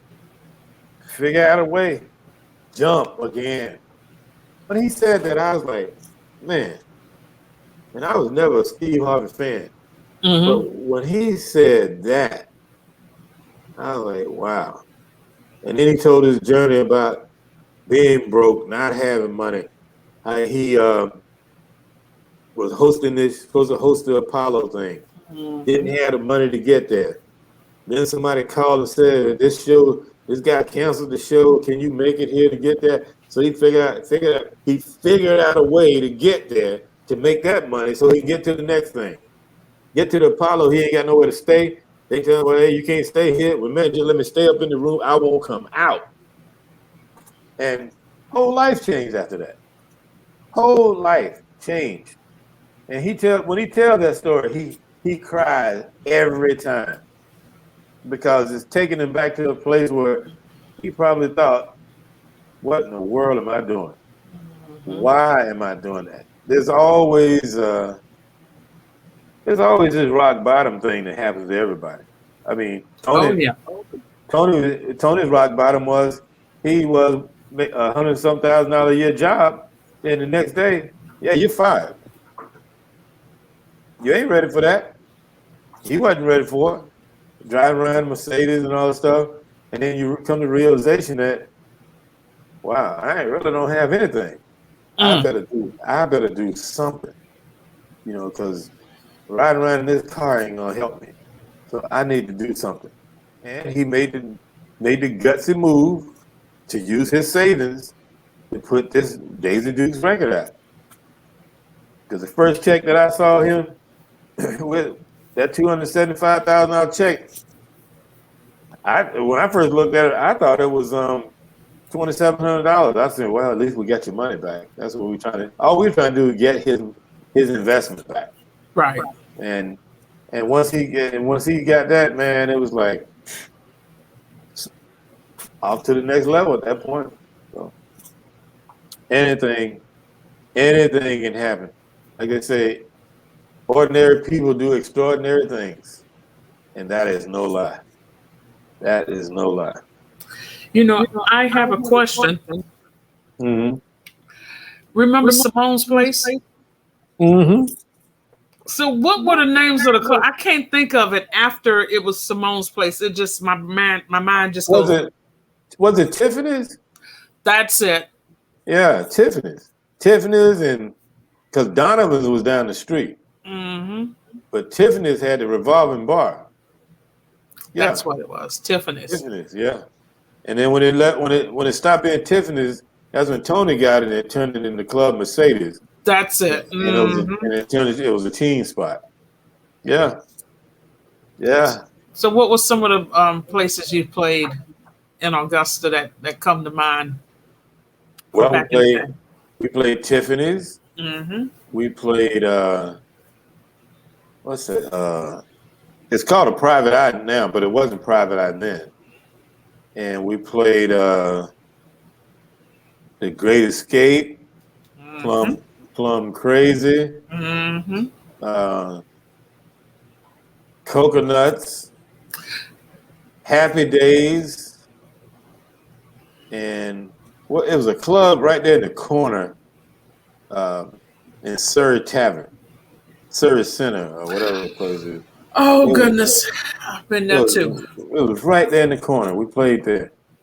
And played the Fox's Lair one time. Surrey Tavern, yeah. That's it. Fox's Lair. And then we met this guy who used to bring a lot of the big shows to town. And I talked him into letting us open the shows. I said, man, we don't want to get paid. We just want to open the shows. that was it. Because we literally did not do it for the money. We just did it just to play. Because we love playing. We love showing off. And we love showing off and trying to stick it to the other bands. That was our thing. We're trying to stick it to them every chance we get. Like, oh Lord, they're them class band boys again. And because a lot of people don't realize that when May Park first started, we were the headlining act at May Park all the time. They didn't have, Keith Sweats and them kind of guys coming down. They would just use us, and we never got paid, ever. Never. I've never done a Kiss family reunion, a May Park, any of those things. I've never done them, and they gave us one dime. They never paid us. They always paid everybody else, but they would never pay the local groups. And I just took it as that's just the way it is, I guess.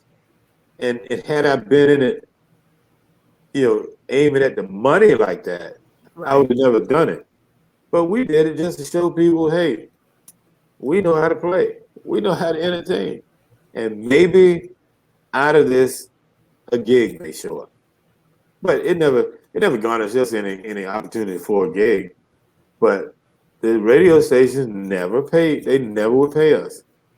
And they would give other groups thousands of dollars. But local, nah. Not at all. And then sometimes they would use our backline. Oh. You know, yeah, yeah. That's just how it was, and they knew they had the power to do that. And I never argued with it. I was just like, hey, whatever. You know, it doesn't matter. As long as they don't blow this stuff, we don't care. And if you blow it, guess what? We're going to buy some more. But we're going to get on this stage, and whoever you got coming behind us, they better be ready because they got to work. They can't come up here and do some half job. You know, they got to get it. And that was our whole thing. Even when we got on the Blues All Right tour, our whole objective was, okay, we get ready to show you what it is, but you get ready to get it. Sir Charles, whoever comes behind us, y'all better be ready to go. Yeah, because we ain't come here to play. And we would always end the set with Purple Rain. And even it wasn't even a blues thing, but it was our way of staying connected to who we were. Because we loved playing that kind of music.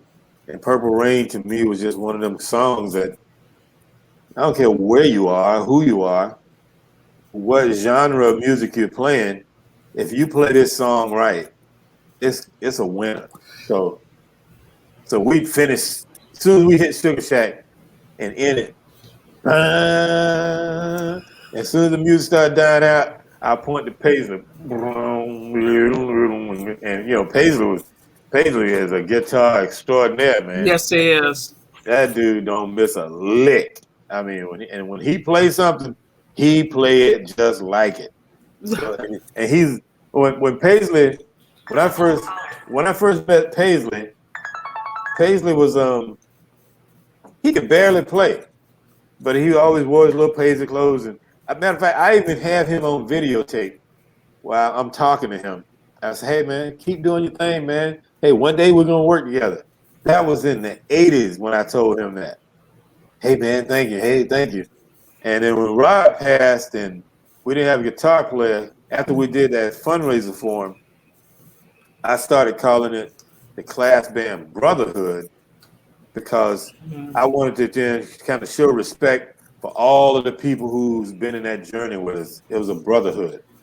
And when we started talking about, hey man, let's just keep it alive, just keep playing. Y'all want to just play some more and stuff. I said, yeah, let's call it the Class Band Brotherhood. I said, well, we need a guitar player. You know, somebody that's kind of fit in that same zone with Rod kind of thing. I said, hey man, whatever happened to that kid that used to come around and had the Paisley, wear the Paisley clothes on all the time? I said, whatever happened to that guy? And Al, who's my keyboard player, my cousin, he said, oh, I know who you're talking about. He says, as a matter of fact, my girlfriend's sister date that boy's dad. I said, call him. I said, call him. I said, he's the final piece of this thing. And that's how we started going at it again. And I said, man, this is crazy. That boy is in your zone like that. I didn't know where he was. And he's like, yeah, man, I'd love to do it. He said, you want me to start wearing the rag? I said, no. I said, that's you. I said, I want everybody to have their own thing.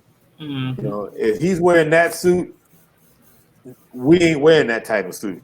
You know, if I'm doing this, and we had our own, everybody had their own identity. And if I go into a store and I see a certain suit right now, I'll say, oh, that's a Wayne suit, or that's an Al suit, or that's a Kurt suit, or that's a Paisley suit. It's because everybody had their own thing. And people would say, hey, man, that guitar player, he's trying to show off too much. He's trying to run the band. I said, no. I said, he's doing his thing. And if I ain't complaining about it, why are you complaining about it? That's amazing to me. But you know, in the weaker mind, that would easily make you go, yeah, man, he is doing that. He is trying to steal the show. No, he ain't stealing my show. My show is the whole thing, you know, and I'm doing my part. But why are you worried about what this guy's doing? Exactly. Unbelievable to me. And that's one of the problems we have in this area. And if we can put a stop to that, musicians in this town can be so huge if they got together and started recognizing the real power that they have. Just even with playing at clubs, if all the groups got together and say, "Look, we are not going to do clubs for under $800." Mm. If everybody did that, what are the clubs going to do? Know what they're going to do? Pay you $800. You know, if they want to have a band, you know, but the problem with that is if everybody, and then what that allows the club to do is, okay, I'm going to use this one this week, this one this week, this one next week. You know your budget before the band gets in there. Mm. You know, not, hey, how much y'all charge? Well, can you do it for 600? Well, can you do it for 400? I seen bands undercut other bands and go in there and do a show for $300 with 7 or 8 people in the band. Like, and what y'all doing? Y'all $20 a piece or something. These clubs can't call a band in Charleston to come down here because that's going to cost them at least $1,500. Now, for a club in town to pay you $700 or $800 is way more inexpensive than hiring a band through one of these agencies because an agency is going to charge them $2,500 at least. And then you got to find a band that can play all kinds of stuff, you know. And you got some of these bands in this town; these guys can play anything, and you don't want to pay them $800. I mean, that's 80 people coming in your bar paying $10. So you ain't even really paying them. You know, it's coming out the door. So I mean, so what are you losing? Then you got the door, you got the alcohol, you got food. But you want these folks to come in here, bring all this equipment. You want it to sound like Earth, Wind, and Fire then showed up in your place, and you want them to come over there for $300. Man, ain't gonna happen. That's why I don't do a whole lot of stuff here unless I'm putting the show on myself. I'll tell them, no, you ain't gotta pay me nothing. I'm getting the door. But you're paying for the sound system, not me. You know, I'll call Rudy or somebody. Hey, look, I need a sound system put over here. But I'm not paying for the sound system if I'm coming in here myself. And if we advertise this thing, I'm going to advertise, and you're going to advertise too, because you're getting liquor and food. I'm getting the door. So hey, we'll go half on security if we need to, but you're doing something because I'm not just coming in here and take the chance by myself because I may bring if I bring 100 people in here, those 100 people are going to be drinking. These are 100 people that were not coming to your place, and you got to let them know that sometimes. But right now, the bands don't understand how much power they really have. If they want to do a DJ all the time, let them do a DJ all the time. They're gonna pay a DJ $350. So I used to trying to tell them, you got a DJ, one guy come in here making $250, $350. You got at least 5 people, and they're paying you $400, $500. I said that doesn't even make sense. I said that does not make sense at all. But if you let them do that, they'll do it all the time and won't stop. Nope.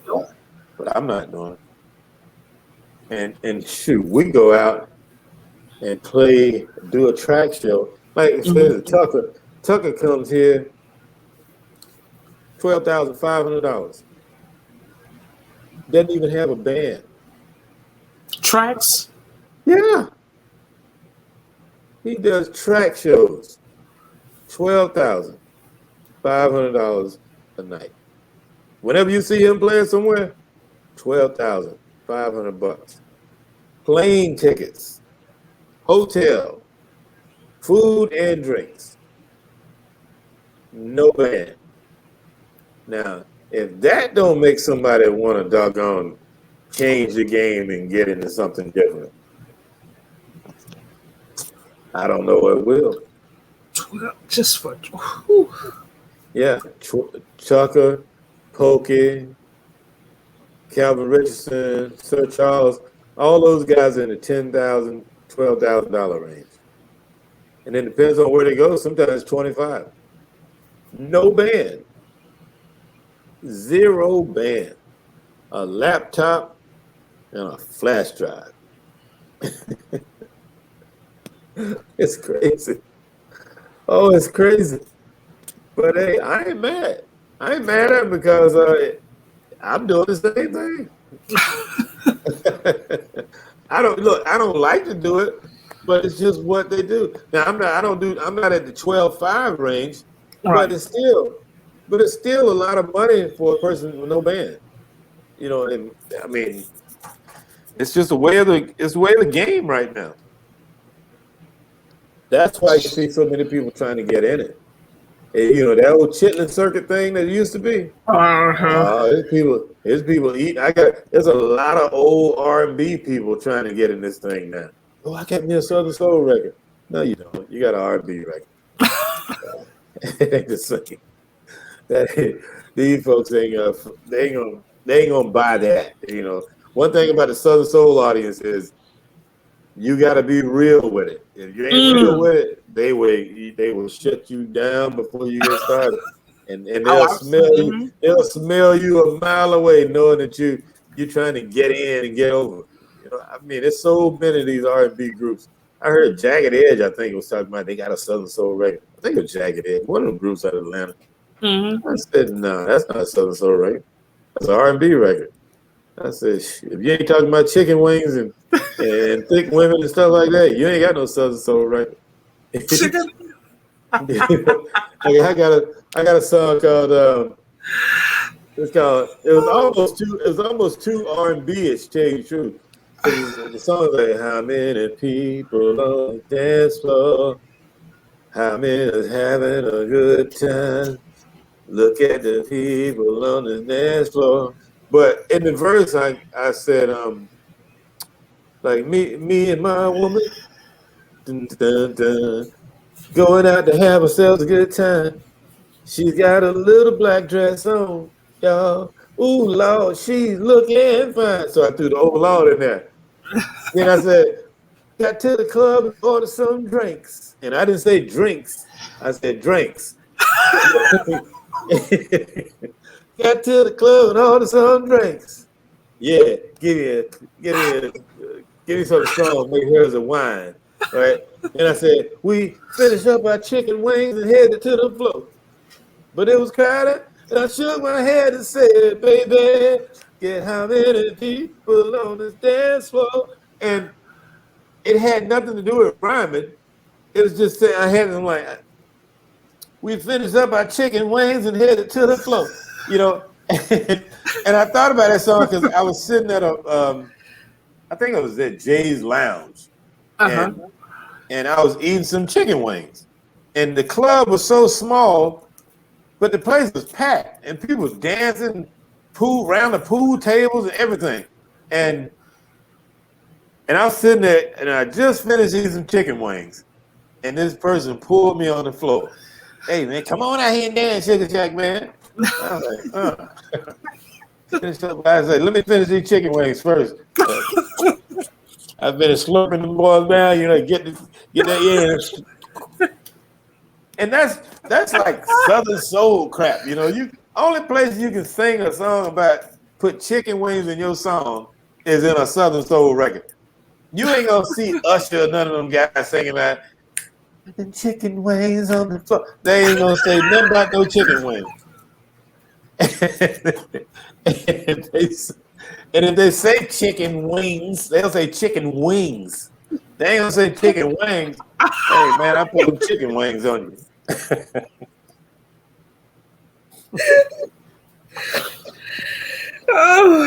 Like I mean all that stuff because I didn't know Southern soul music until I was out with Tony Howard doing the Motown the Motown thing because when he started the Motown thing, I was one of the first Motown guys. Okay. That's right. And You were. You sure yeah, were. and so we were in Alabama, Atmore, Alabama, at the Wind Creek Casino, and we took a break.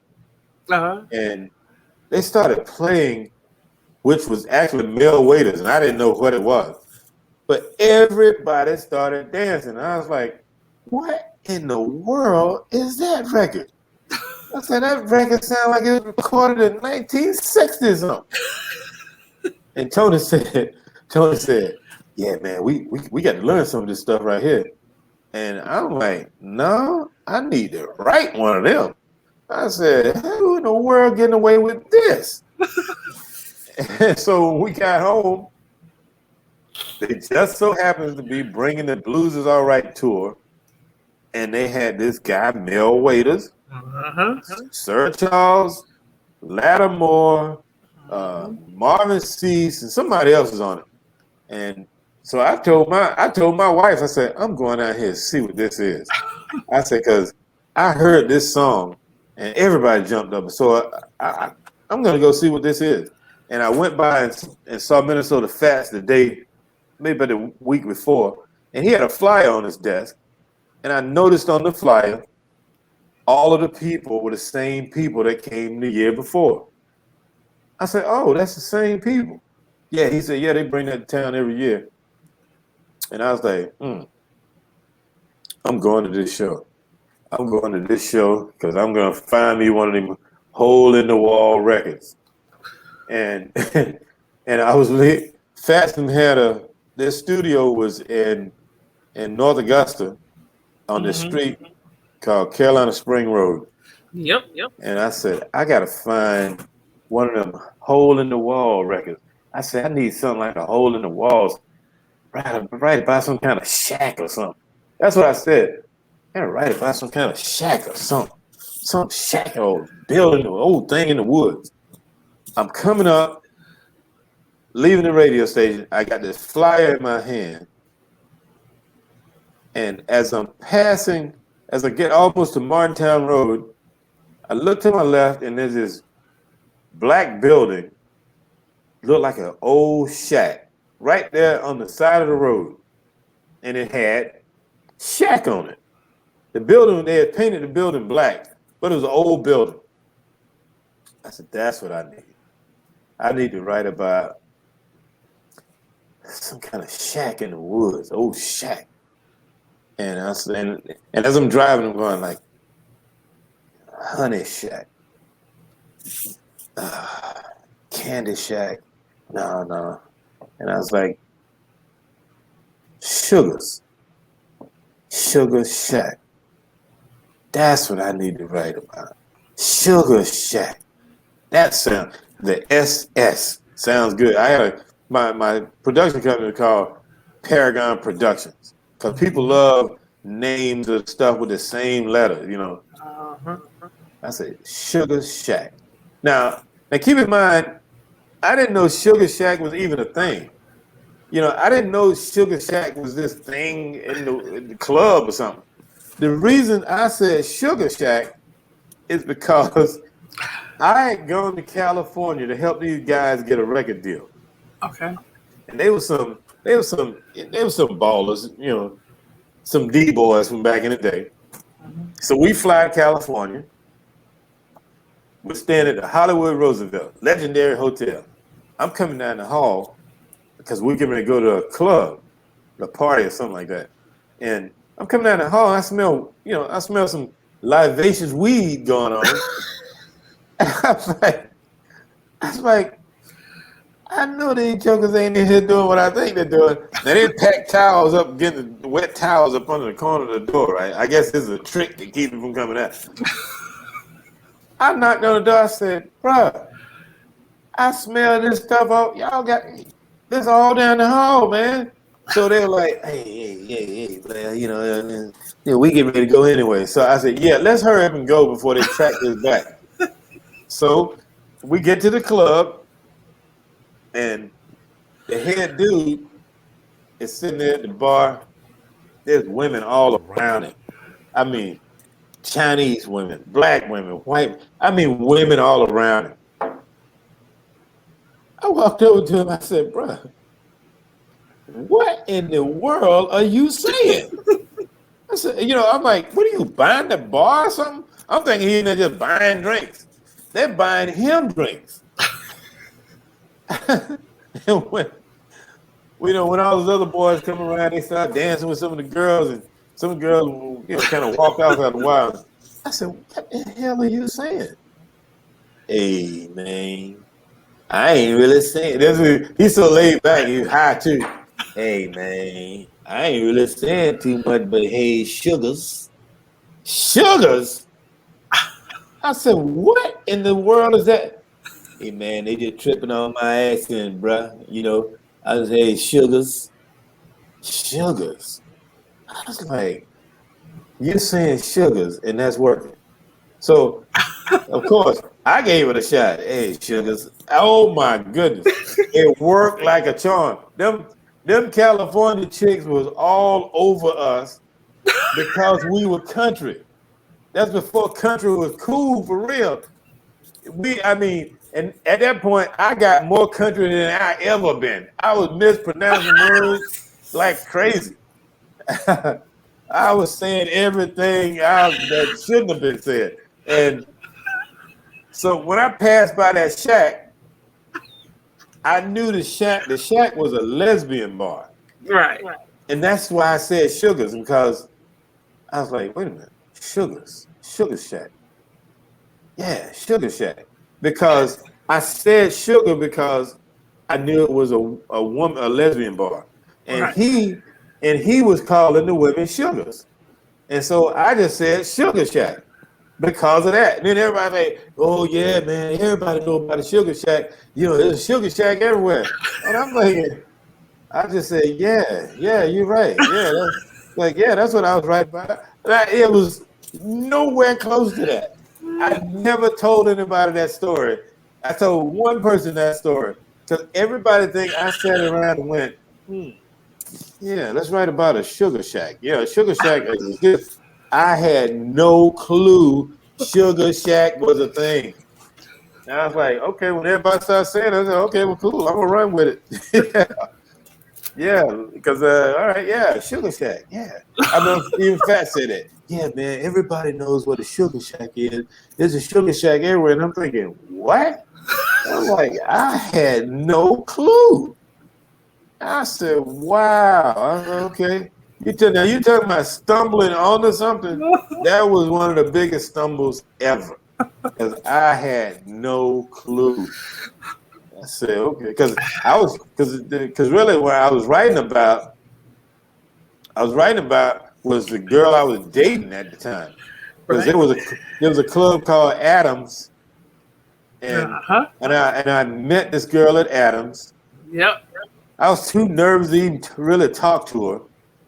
And when I spoke to her, because I seen her in the club two times, and I was like, man, I sure would like to get. And I didn't really get nervous before, but this person just made me nervous.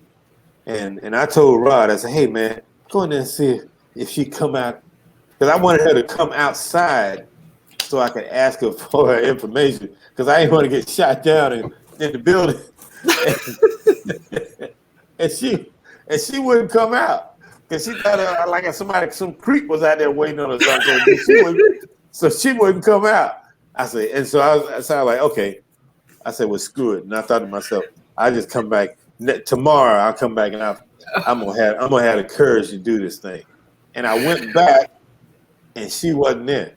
And I said, and I asked somebody. I said, hey man, you that girl that's usually out here dancing by herself. You seen her? Has she been there? He said, oh man, I ain't seen her in a couple of weeks. And I was like, oh my God, I missed my opportunity. I should have said something.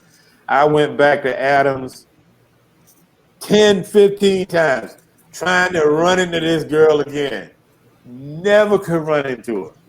And I just put it in my mind, oh, I blew that one. I never see this one again. And I went to another bar, and she happened to walk in there with two other girls. And I got the nerve to go and say something. I ain't seen some dumb. I said something dumb. Tongue all tied. Like, oh my God, man, what's wrong with you? You looking crazy. Oh yeah, I just wanted to I was so goofy. I was like, oh. But that whole song is it. Anybody see my lady? Stood about 5'5". She had a sexy little walking, baddest thing alive. A woman set me free, y'all, and I don't know what to do. Ooh, she was so sweet. I can't believe it's true. Help me now. Dun, dun, dun. She walked by. Oh, what a shame. Long black hair and a cobalt frame. Great big hips, tiny little waist, y'all. They get a man wanna get him a taste. And see, they get him a taste, that's that Southern Soul thing. You can only say that in Southern Soul by the time I get a taste or something. Yeah, you give me a little taste. That's mud, foot, and skillet. I was thinking about Red Fox and Grady and all of it. That's the crap they say. Oh, you got my side hurt. I swear. And see, I'm a natural clown anyway, so Southern Soul is perfect for me because I get to talk trash, say whatever I want to say. I mean, I can say whatever in a song. Like I got a song called Same Hotel at the Same Old Time. And the whole song is about a man and a woman in a relationship, but they're both cheating on each other. Mm. But they're cheating on each other at the same hotel. And they never see each other because the man and his mistress usually come in the side door. The woman and her mistress, Mr. or what they call her, usually come in another door. But when they leave, they all both leaving at different times to try and get back home and act like they wasn't somewhere else. But in the song, one of the verses, I got it where I'm saying he could smell the perfume, and he went to get some ice. You know how you go to your hotel, you always got where the ice machine at. So he went out of the room to go get some ice, and as he's putting the ice in, he said he smelled the perfume. And he said he thought he heard her in the next room. I thought I heard you in the next room. I thought I smelled your sweet perfume. But I couldn't say anything to you, baby, because I knew I would have been caught up to. Because, I mean, he thought he heard her. He thought he smelled her perfume. And he wanted to knock on the door and go, hey, what you doing in here?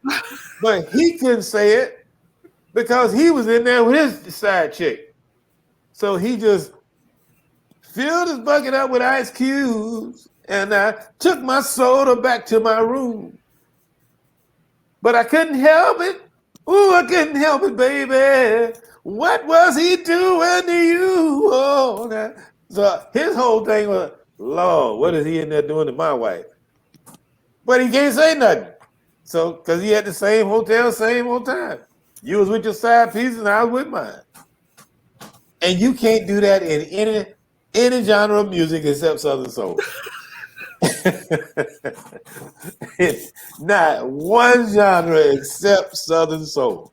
And if you don't write that kind of stuff, you ain't doing that kind of music. It's just a different thing. And it's a certain amount of freedom that comes with it that's almost liberating to me. Yeah, because it's not even about being perfect. Because if your music actually sounds too perfect, they kind of back off that. I don't know what it's weird. It's kind of weird thing, but that's just the way it is.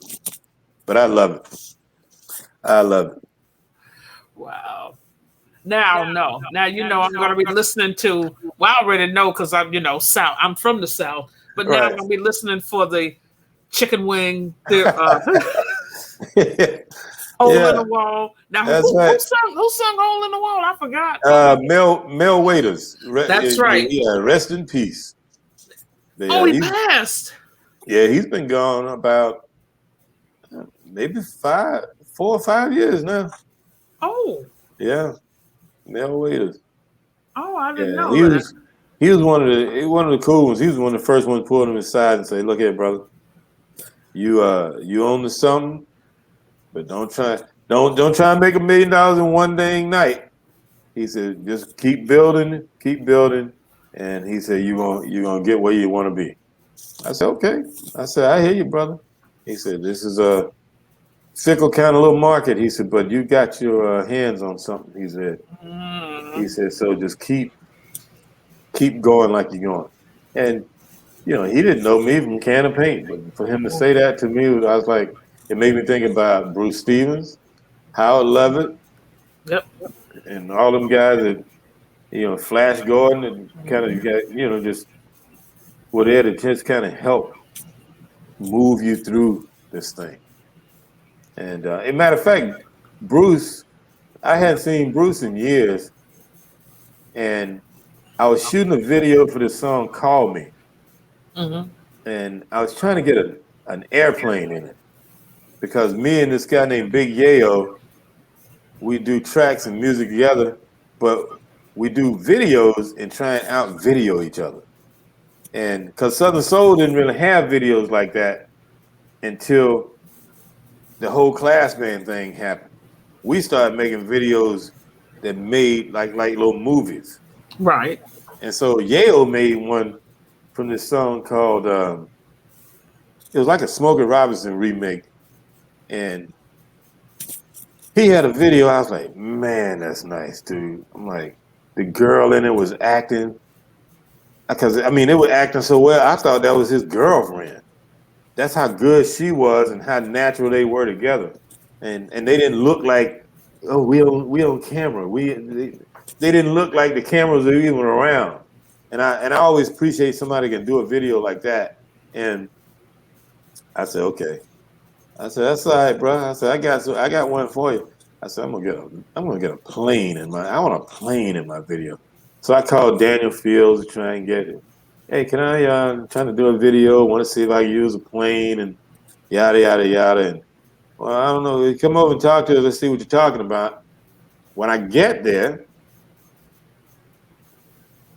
I see a guy behind the desk, come from behind the desk, and it's Bruce.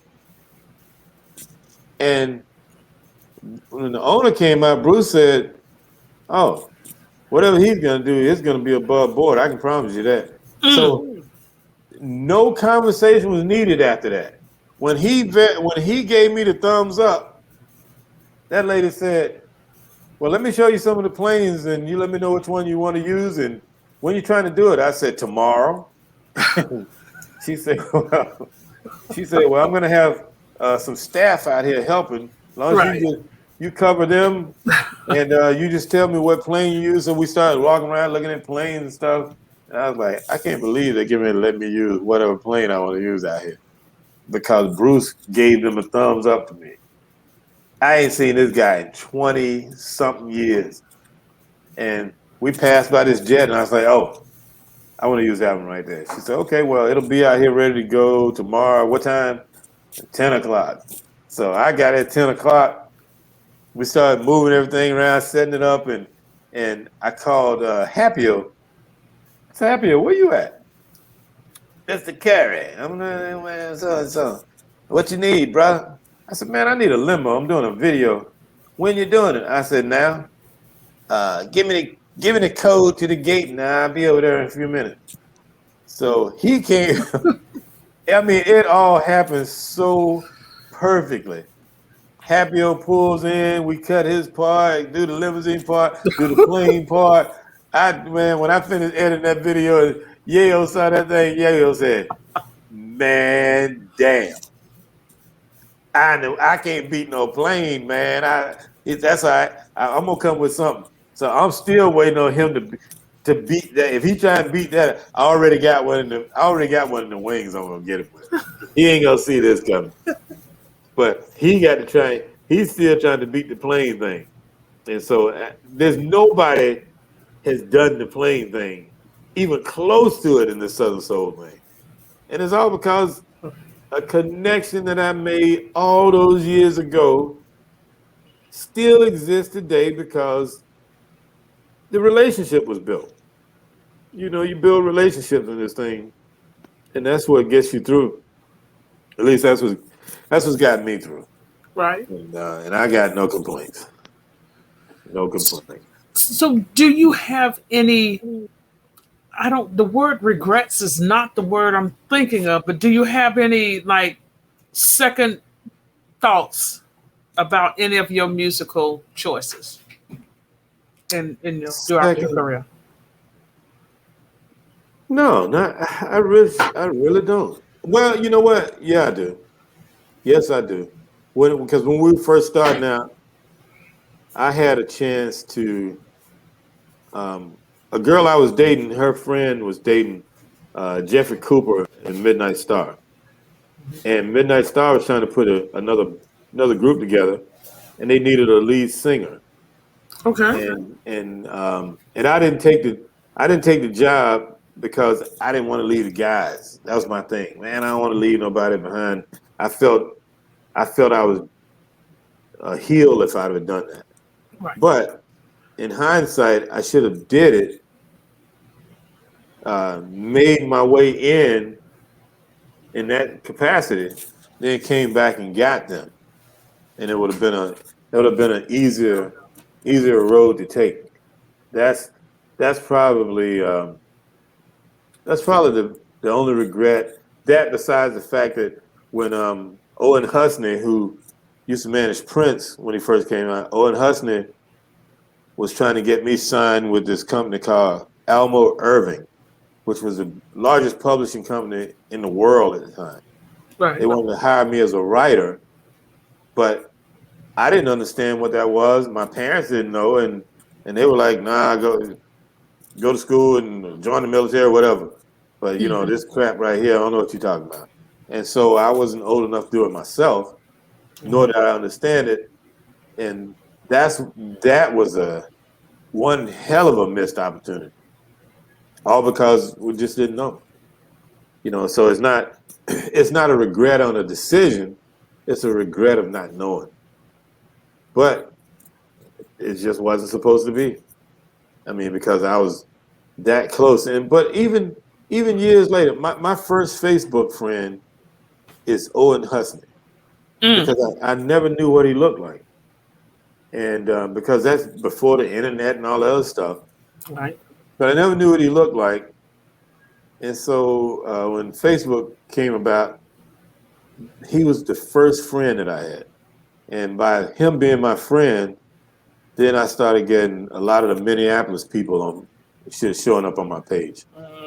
And then I got this, I would have this conversation usually at 2 or 3 o'clock in the morning with a guy by the name of Alexander Nevermind. And I knew who that was. That name sounds familiar. Yeah, that's the name Prince always used. And it would always be 2 or 3 o'clock in the morning. And I would have to talk to this. I would always have the Bible next to my computer. Right. Because he would always say something biblically and say, did you read it? I'm like, at first I'd say no because I didn't. And he wasn't saying it to just show how much he knew about the Bible. It was just in his regular conversation. But he was just one of the smartest people I ever talked to. And it made me read more because stuff this dude was talking about, I had to go back and research. I'm like, what? Yeah, everything from, protons and neutrons, electromagnetic energy. I mean, religion, space, aliens, art. I mean, it was incredible that somebody knew all of this stuff. I'm like, dude. And so my significant other would look over my shoulder every night, like, who in the world are you talking to, like, every night? And I tried to tell her, I said, you wouldn't believe me if I told you. And but one night she just happened to be looking on my shoulder, and he's like, come on, man, you know who this is. I mean, I'm just gonna, you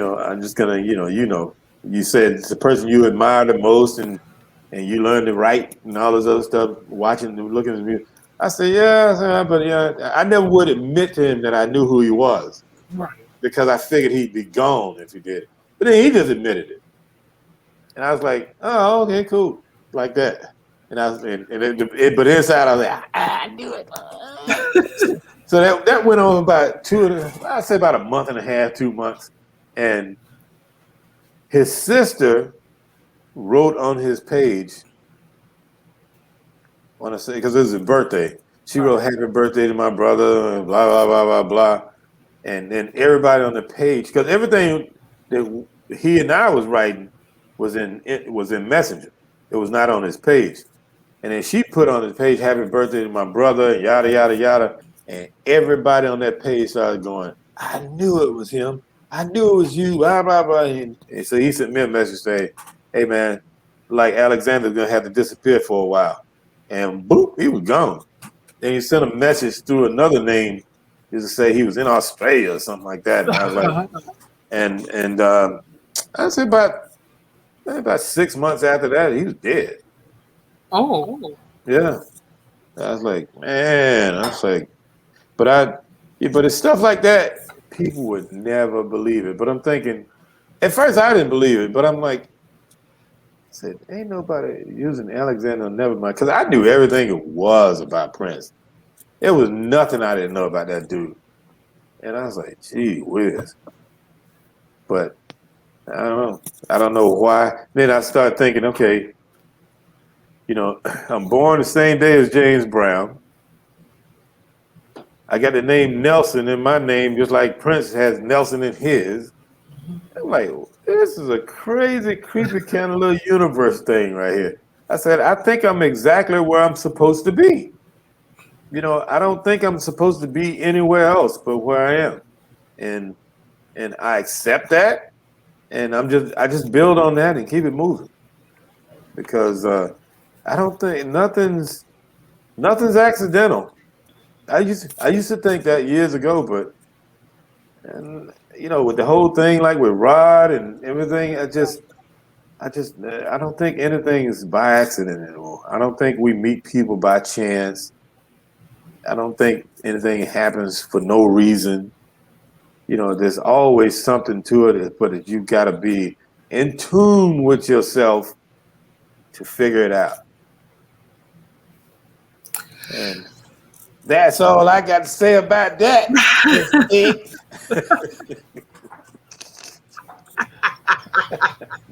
You know what? That you just came up with a great marketing idea there. Every time you say something, put Big Slick at the end. Yeah. And it's so easy to say, and it feels so fun to say.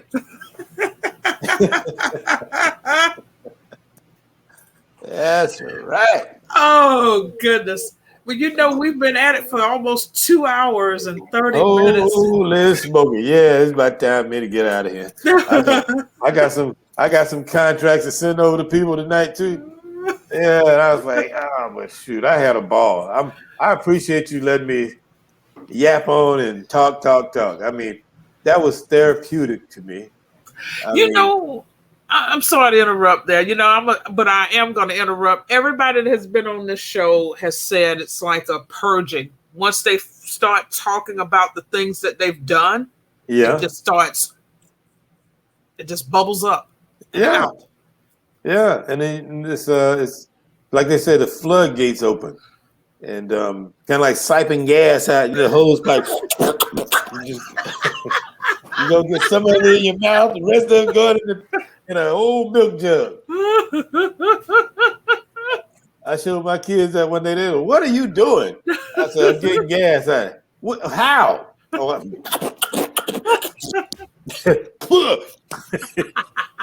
that's just like my daddy did it.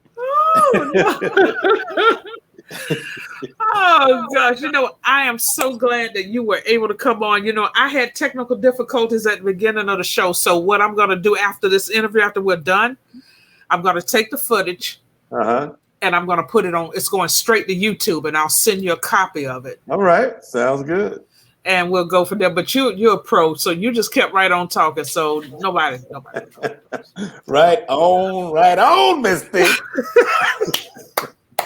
Woo! Now see now, when you do your shows, you got to drop my name. I want to give a shout out to Big Thick out there in California. That's right. You got that right. And Nelson, keep it rocking. It has been a pleasure. Please send me the link to your music. You said NelsonCurry.com. You can go to NelsonCurry.com. And we can find you. Because you have dropped some knowledge. And I forgot one other person, one other group we forgot to mention. If I don't mention them, I might hear about it. Rebel Lion. Oh, yeah. Marcos Thomas, Rebel Lion. Yeah. Marcos is one of them guys. Marcos is a good brand ambassador, too. I mean, but him and Chaz used to be in the group Top Secret. And, Top Secret split up. Mm-hmm. But those guys always still hung with me, and they had ideas, I have ideas, and we all work together on stuff all the time because we do comedy. I work with this guy named Cardell Gunn, and he does comedy, and I convinced him to do some Southern Soul with it. So we have a little organization called Jokers Comedy on the Move and Groove Time Entertainment, and we'll bring a comedy show with Southern Soul artists at the same time. And oh wow. So Marcos does some stuff with us, Chaz does stuff with us, and we just keep it moving. There's always some way to get in somewhere, somehow. There's no such thing as no. It's nothing but a word. That's all it is. Yeah, and no doesn't mean stop. It just means no. That's it. Ladies and gentlemen, Nelson Curry, also known as the Sugaa Shack Man. That's right. And if you got them thighs and that pow, pow, pow, you're going to be called Big Thick up in here. Big Thick, baby. Nelson, it's been a pleasure. You're going to have me dying, and I'll be laughing, looking at this video and going, Lord, look at this here. The pleasure is all mine. And let's get that right. It's the Sugaa Shack Man. Oh, you say man. That's right. Now that's Southern Soul, baby. Sugaa Shack Man. Oh,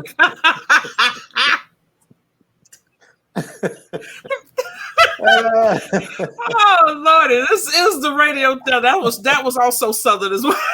This is the radio takeover with D Rivers. See this. We will see you all. We're having too much fun here. We will see you all next time. Nelson, thank you for coming on the show. Thank you for having me. Have a good one. Baby.